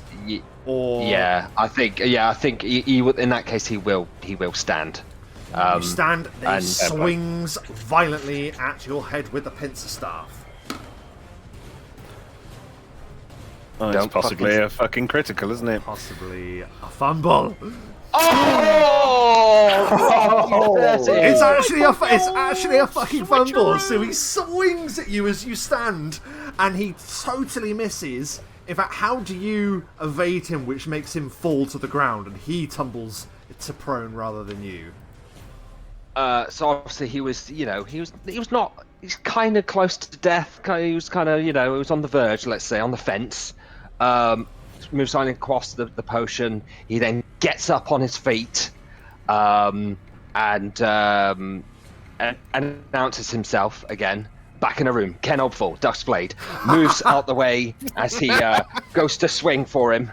You now have a +4 and, against him because he's on the ground. Sweet. That's insane. then- That swift change of luck. Fingers crossed. it Oh, holds. beautiful. Fingers crossed it Right, holds. let's fucking. What can we do? +4. I think just a straight up attack. Actually, how do scrolls work? So can I? Because I've got a couple of scrolls of shocking grasp that I used earlier. Can I burn the scroll and then do the attack? Is it just like casting the spell, that's a good or? question. I don't know if you can use scrolls with your Duskblade attacks. No, I'm going to say no for now because I don't know. Okay. I think you can just cast it fine. normally. Which is still pretty good, that's to be fine. fair. It's still casting a scroll, and he can't attack of opportunity you because he's already tried. Yeah. And he's on the floor. And he's on the ground. On the floor. In that case, I will just do a straight up melee attack with the greatsword. Okay, +4 to your attack because he's on the ground. So that is 11. 25. Easy hit. And that will be... Oh, come on. 9 damage. You slam into him with the great sword, and he looks in horror, thinking you have been slain, believing that Ken Orb had fallen for the last time. But no, you are up, and you slammed him with your sword. That is your turn, I think. Ken? Yes, that was my turn. Number 3 is his turn. Number 3 is over here. Will he pursue? He's going to pursue Nite-Nite.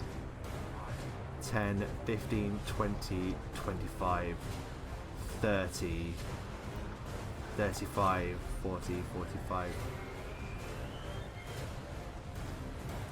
50. You hid, didn't you? No, I used all my movement to... Oh, well then, yeah, he's moved, but he's used all of his movement to catch up to you. But that's one what of he those can do. double movement chases where no one can hit anybody. No one can hit running anything. forever. No one, you're running forever. So that's he spends his whole turn chasing you. Kuater 4 is going to use his turn to rise. He will stand, and as he does so, he will provoke an attack of opportunity. Oh, I didn't mean to do that. He is not dead. He's dead. He's dead. No, he's dead. Can't take it back. And Ken Orpfall shall take it. Come on, Ken. Oh, 11. Is that with your +4? Oh no, does he still get the +4? Yeah. Okay. Yeah, so he's add still 4 on the to ground. that, so that will be 15. No, that doesn't be. I was wondering if he's denied his dexterity when he stands up, but I don't think he is. It's just No. No, so It's just you the strike -4. at him, and he brings up the pincer staff, bam, and like draws your blade aside. You are now just the two of you having this insane duel, like On a bridge, glistening lake on this bridge. It's insane. That was his movement. Sorry, he now gets to attack you. 3 5-foot step. He kicks his friend into the water as he does so we can see you both. Oh, beautiful. And he strikes at you again. 15 on the armor class. Yep. Oh my god. Possibly a fumble again. Definitely not a fumble, so it's just a miss. How do you parry as he strikes at you and you block him this time? Yeah, just a ching, like a little spinneroo with the sword. Brings it to the side. Just insanely cool. That was his turn. Kuater 4, that was him. Nite-Nite, it's your go. It's me, isn't it? Oh no, I go after Night. You go after Nite-Nite, yes. So, last session. First of all, I want to take a step. Last session, I picked up a vial of acid. You did? I would like to throw this vial of acid in his face. Oh, okay. A flask of acid has a ranged touch attack with range increment of 10 feet, which I'm in. Yes. Just quickly looked that up. Oh. And technically it's within 30 feet, so do I get a +1 for my point blank shot? Yeah, 100%. Yeah, 100%. It's a ranged attack. Sweet, so it's +6. Vial of acid. Come on, man. I'm gonna chuck acid in his face. 8. on his touch. No. Doesn't hit his touch. It smashes into the ground, and you notice it starts bubbling away. Unfortunately, let's see if I can quickly, very, very quickly.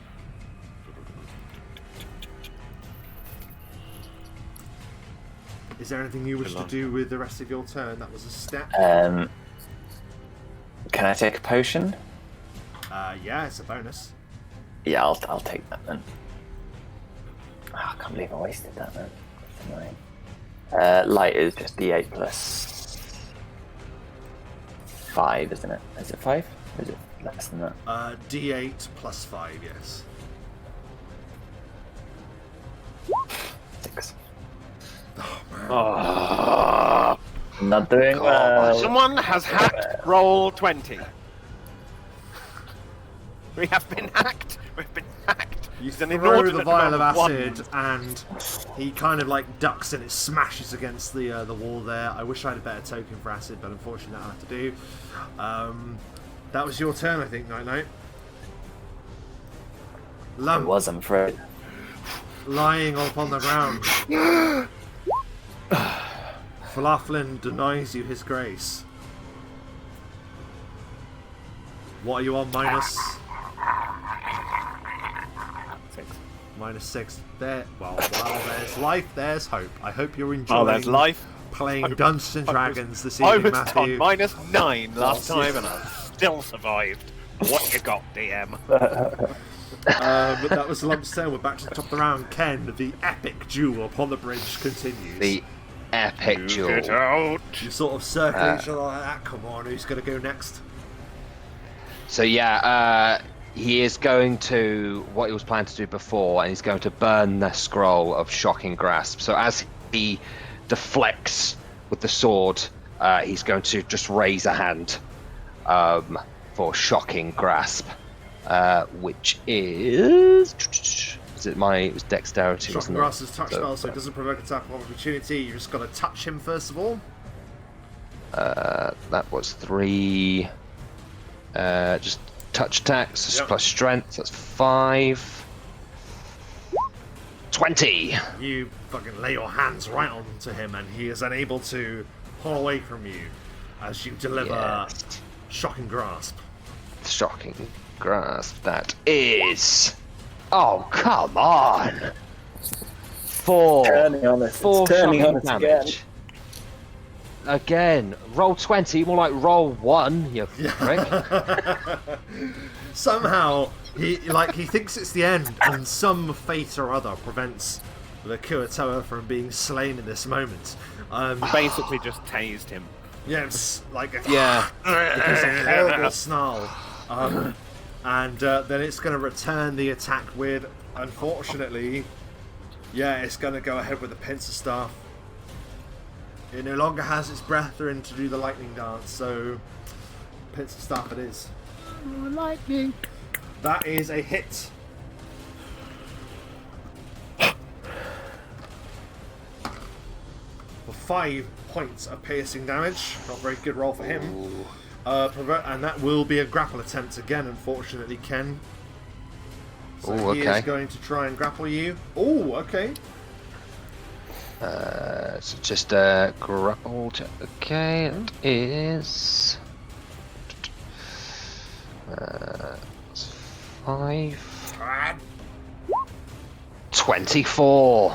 You just peerlessly bat it away, not even a problem. Yeah, he'll kind of, as he like tries to grab him, he'll kind of just do like a little snigger. He'll just do and push back. As you snigger, he attempts to bite you. But he also misses. His jaw snap just short of your face. Bang! That was Kuatoa here. Now the Kuatoa with Nite-Nite. Ruh-roh.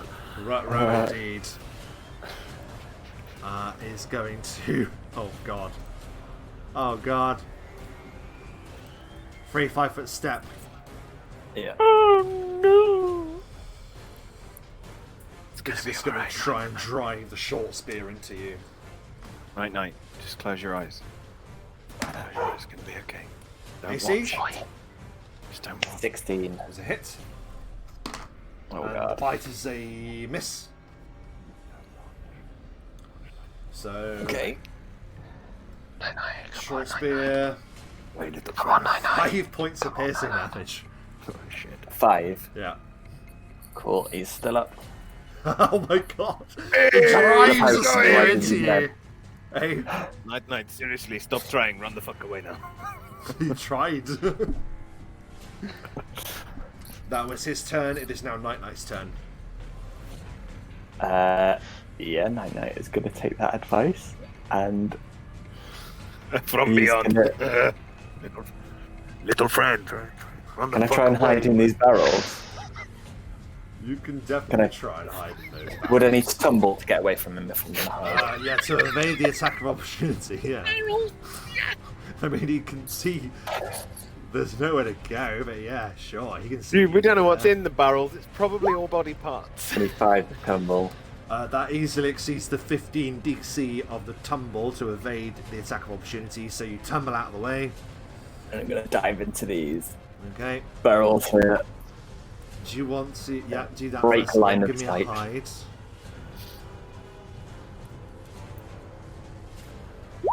18. 18. Please make a note of that high DC. Can you Yeah, also will do. give me a spot check or a search check? Depending on... I know, it would just be a Search. spot check because it's in the moment. So, a spot check. 15. Oh, no, we're back. We're back. I was going to say, it seemed like it was working. Okay, cool. Apologies Great. about the blackout there. So what I was saying was, Yeah. Nite-Nite, you spot that the wall there Yes. is a different shade with different bricks. There's nothing I can do with that information right This now, though, is turn, there? but it's something to bear in mind. Lump, Cool. please roll your D100, sorry, D10. 10% chance. Roll a 10. Fall in the goal, Save Fluffling. me. Denied. We are back to the top of the round. Ken, it is your turn. Oh, this fucking fight, man. It is, it's a beaut. Okay, what next? What next, eh? I'm going to cast True Strike and attack this motherfucker. True Strike on the blade plus 20. So let's go for it. Jesus Christ. Oh my god. Wait. You just fumbled a true strike. Wait. Can you True Strike and attack at the same time? Is True Strike a standard action? Oh, that is a good question. Hold on. True strike is a standard action. You would have to attack on your next So turn. you have to attack on your next turn, so you aren't able to make that attack, so therefore you don't fumble. does provoke an attack of opportunity to cast it. It though. will provoke an attack of opportunity, which I will take. So you take the True Strike and you get ready, you infuse your blade with power. But you've not wasted Oh it. my god. Possibly a fumble. No, not a fumble, but a miss. It swings wildly as you make the attempt to cast a spell, and you imbue your sword with power, which you can strike with on your next turn. It's now its turn. Yes, Ken. It's going to strike at you with a pencil staff. That is a strike. Oh my god. Right. Damage first. Oh my god. That is 5 points of piercing damage. Oh shit. Opposed grapple check, please. So it's strength, or whatever What's it is. the frequency, Your grapple- Kenneth? Your grapple check, whatever that is. Grapple 5. Oh, finally! Fucking hell. Fishy face. It tries to seize you. How do you stop it from grasping you with that pesky, piercing staff? Oh, he just grabs it. So as he tries to grab him with the staff, he just grabs it with both hands and just forcefully pushes back. Not today. Oh my god, as the Battle of Ages continues. Kyo Tower number 4 is gonna look for Nite-Nite. It was 18, wasn't it? What's the Pirate. He's got Whack-a-mole. Nite-Nite. Kyo looks for Nite-Nite. Your DC was 18, I think? 18, yeah. Oh, it's looking around, and it's gonna come through here, searching, ever searching, wondering even where if that it knows- goblin was. Barrels, does it know 15. which barrel? And it gets to the doorway, and it has no idea where you are. Yes, Nite-Nite. Yes. No idea whatsoever. So, that was its turn. It spends its turn looking around and searching for you. Nite-Nite in the barrels. Next to what seems like a hidden door. What do you do? As a free action, I'm going to take a potion. Gulp, you take it. Make it good. Get a sneak attack. 11, that's good. That's very good. That's given me the confidence to stand on top of the barrels and jump down and try and sneak attack him. Oh yeah, of So, course, because you haven't oh got my your god, yeah, you don't have your bow, so you nothing just ranged. stab him. Come on. He's not got a good bonus for his short sword. Oh! It's pretty That good is though. possibly a Come critical on the sneak attack. Come on. Come on, Nite-Nite. But it is a hit. Shit. I'd have been mega. That is a hit, and that is a sneak attack. Roll it up. Fate is cruel. Yeah. Fate is Roll cool. 20. 8. It's cruel. Oh, another one in the. It gives a fell cry as you slice at it. Oh man. Them's the breaks. That really sucks. Sorry, man. No, it's cool. It wasn't a bad amount of damage. No, it's a good amount of damage. It's hopefully put you in sight of. We'll see. Right. The fates have aligned. All at once. This is the one. Gone. Denied. What are you on now? 8? Minus 8. 8. 8. Minus 8. Oh my Two god, rounds. it's a Two lump more continues. chances. It's going to happen again. If it happens again, and it's a. Honestly, I think that he needs to immediately ascend to godhood. He needs Sainthood. an immediate divine rank.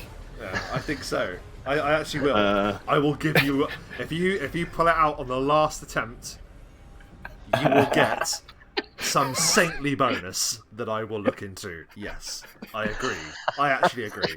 Right. Come on, make that happen. 10. Power of the gods. We're Come on, back old to the and top new. of the Make round, this happen, right? and Ken Probably Orpful versus his now nemesis, the Kuratoa. Ken Orpful! Battle 101 on the bridge above the gleaming light. What do So you do? yes, True strike is true strike, activated. isn't it? Yes. So he's got to do it. Plus 20. 20. Just On don't, the order of don't bonus. critical fail, and you've got him. Let's fucking do this. 43. You with a plus 20 from True Strike, you just slam into him. Please roll your damage. Come on. Come on. That is 12 damage slashing. How do you win the Battle of Ages against the Kuratoa? Finally. The Battle of Ages. So it was a true strike, this one. So there's a it bit look of a like? shine to the blade as he lifts it up. There's a bit of power to it. It kind of vibrates as he lifts it up. And he just yells, "True strike!" Dun, dun, dun, dun, dun, dun, dun, dun. Pronounces his friggin' spells, man. I love him. He's so funny. And brings it down. And straight across the face, like full on. And you watch. And he just, he kind of comes down to a crouch as he pulls it down. So all his might goes into it. and he sort of whispers to the corpse as it falls into the water. You were a good fight, but not good enough. Cannot fall. Duskblade. Chef's kiss. As the blood seeps from Lump, you watch as the Kuatoa tumbles into the water, tumbles into the light, never to be seen again. Amazing. I'm so happy that you won that. Eventually. Actually, I liked how long it went on for. It was kind of wonderful. The Kuatoa here, however, has spotted, obviously spotted because you drove a blade into him. It's going to strike at Nite-Nite. AC 16. Yeah. Misses with the spear. Hits with the bite. He gets you for 5 points of piercing damage. Cool. Goes for you with the spear and perhaps you dodge out the way, but then as you've dodged, you're slightly to the side and he just lands an awful bite on you and rips part of your flesh from your arm. That is his turn. Nite-Nite, it is your turn. Nite-Nite's gonna respond, I guess. That's all I can do. I could run away again, I guess, but I'll try and kill him. First. 16. Unfortunately, isn't quite enough. Then I'm gonna run. Told you to run away. 15, 20, 25, 30. I'll try and tumble to avoid the attack. Try and tumble. 16. Just beats the DC, so you roll aside and run away.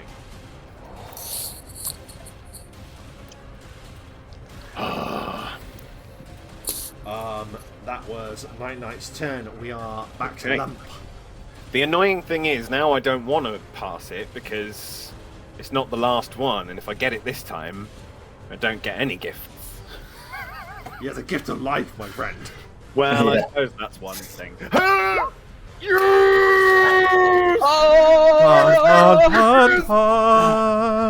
Next time it's gonna be on the 8th roll. Lump, you see before you an open road, and you see on one far side of the road a gleaming light, the other a darkness, and where the gleaming light is, there now stands a figure, and in this surreal state you swear you hear a voice that simply says, "Next time, Lump." Okay. Bye for now. He kind of stumbles back in the other direction. Amazing. Lump, you have stabilized from... Invincible! Lump, invincible. We are back to the top of the round. Ken, you see, for you, the battle is kind of like serene and quiet, like there's no way around. Meanwhile, Nite-Nite is running for his life down the corridor.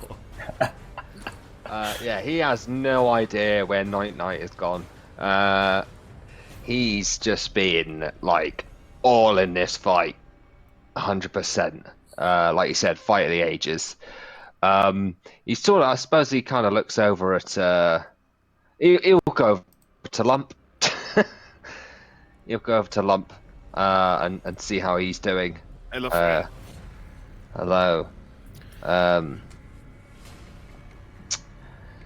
Are you? I suppose you ask Lump if he's okay. If there's anything that Ken Orpfall can do to help.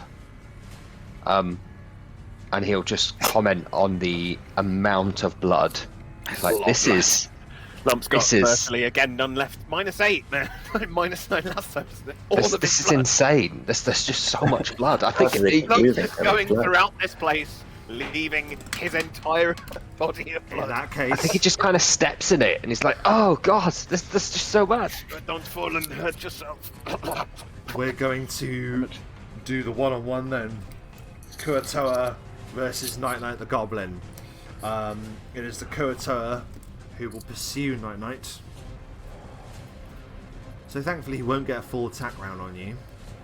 Yeah, that's where I ran. Yeah, it was clever, very clever. 5, 10, 15, 20, 25, but he closes the distance. And he gives a... And for a second you see the fleeting image of some imagined deity, some ethereal god that's called echoed from the pool. And as this Kurtoa runs further and further away from that pool, he seems to get drier and weaker. You think. He strikes. you think. That's against 16, that's a hit. Yeah. That is 3 points of piercing damage with the spear. Cool. No, he can't bite you because he ran. That's his turn. Yeah, Nite-Nite's he's gonna hit him back. And misses. And he's just gonna fucking run again. Oh my god. 17 to tumble. The tumble's successful. You run away without the attack of opportunity. Are you guys going to intervene, or are you just... 30. I mean, It's up to you. You don't have to. I'm just asking, so are we doing your turn, or should we just go back and forth with the Kurtoa? That's what I'm asking. I think you maybe just go back and forth with them. I reckon. Yeah. Well, I mean, yeah, Lump's not going to be able to Yeah. do much. All right. And Well, I think Ken Orbfall's just still kind of buzzing Suppose from he- his fight, so we. to get Okay. back to full health, I'm going to be useless from now on because I've got to use all my best spells, turn them into heals to actually be functional. But as it's on my turn, we're going to do it. We'll just do 2d8 plus 3. He has 1 and 11 7. hit points. Always 1 and 7. He's back up on his feet, and he will stand. Which way Nite-Nite go? That way, I think. Okay. And we'll just point over here. Well, on his next turn. Yeah, that's fair. So, as Ken and Lump figure things through, unless Ken wants to do anything on his turn. No, maybe we'll make his way this way. 5, 10, 15, 20, 25, 30. Yeah. Okay. Yeah. He's just making his way towards it. Maybe he's like shouting Nite-Nite as he's going through. Nite-Nite! Nite-Nite, it's Ken! Orbfall! Cool. Duskblade. Duskblade. So Ken shouts that the Kurtoa, set on slaying the pesky goblin, is going to pursue.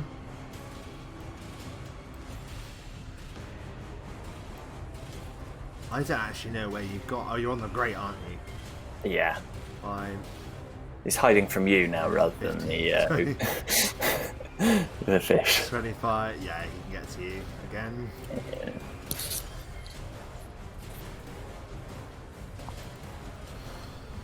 Jesus Christ.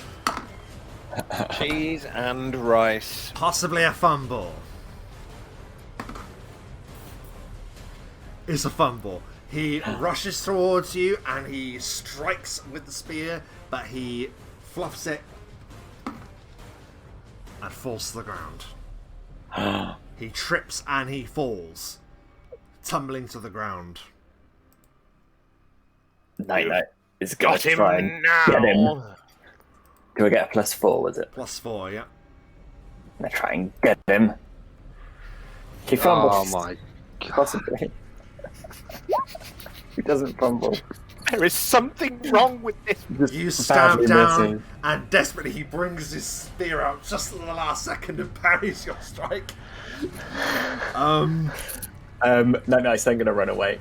Like 10, 15, sorry, 20, 25, 30. Everybody hears like a ah! It's like you hear the sandals of Nite-Nite patting on the ground. Lump, it's your turn. 1,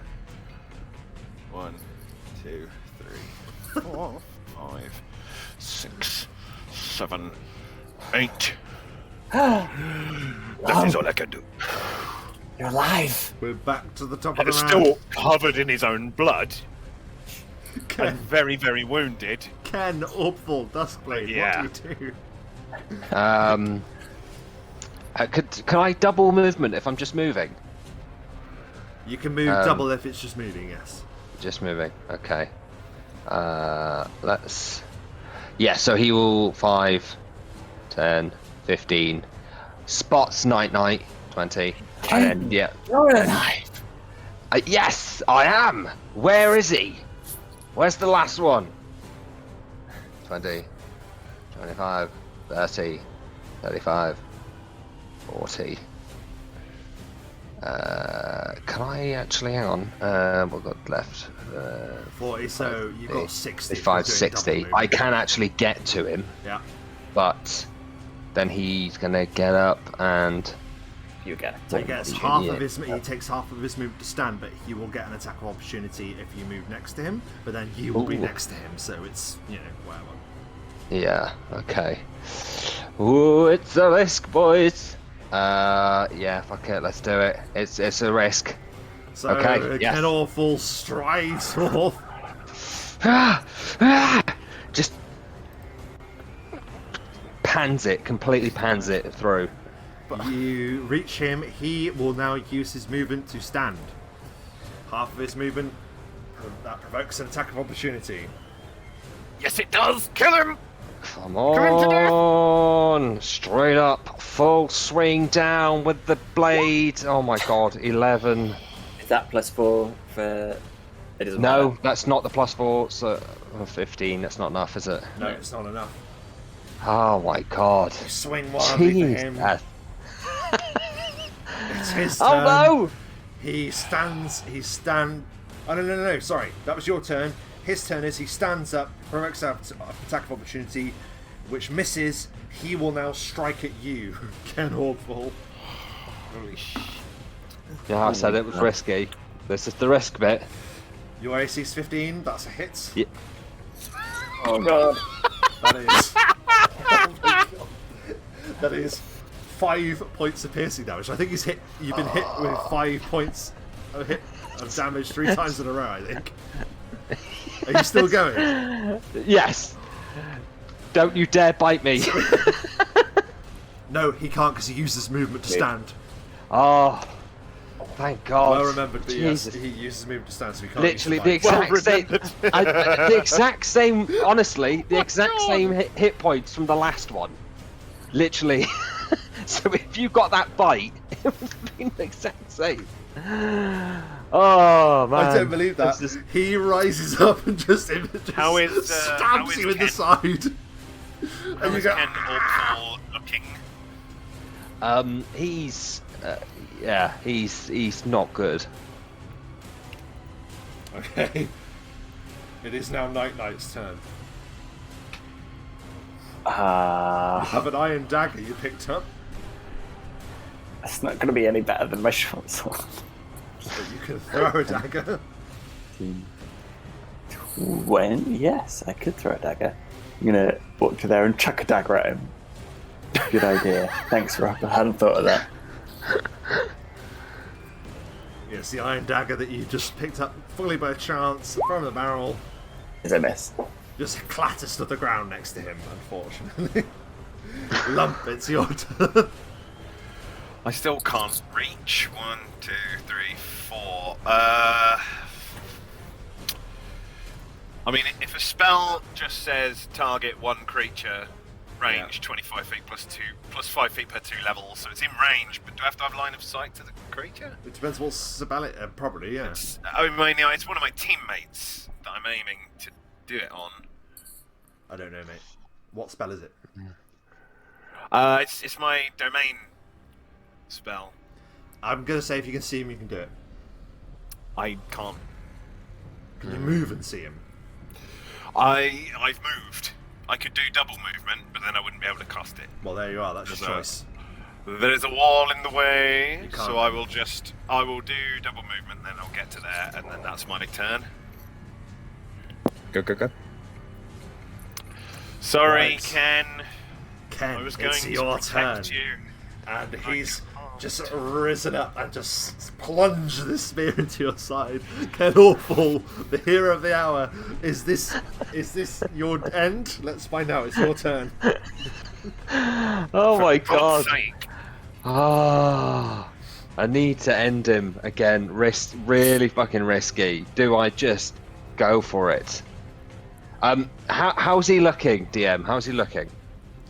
A really good attack could probably finish him, but it'd have to be a really good one with a good damage. Yeah, but you can do that. But he's Yeah. not What you do. perfect. Like he's like What are you doing, man? tired and fucked. Okay, hang on. Give me 1 second. So that's 18. Okay. Okay. Come on, Ken. What we gotta do, boys? What we gotta do? I'm just gonna have to do the full-on attack, I think. Right. Have you got If any this doesn't- spells or anything, or Yeah. Okay. I'm gonna use.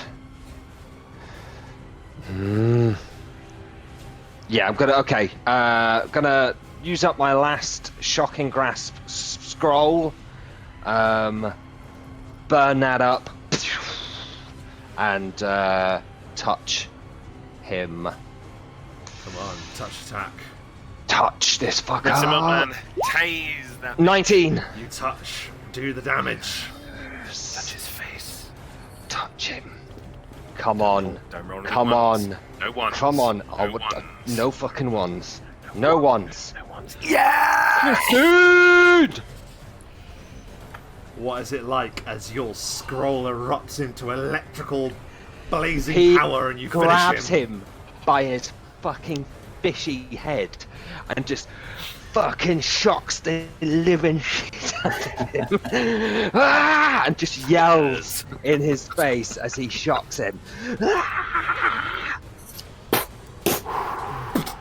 And yeah, with a horrifying, like, breathless gasp, the Kuatoa's head explodes and its brain goes everywhere, and all of a sudden there is a deathly silence as the newest addition to the mercenary group stands over his kill. Ken Orbfall, you slew every single one of those. Really? You Yeah, got Nite-Nite kill on couldn't do anything to him. all 4 of the Kuatoa, and by substantial amount as well. It's not like you slopped any of them.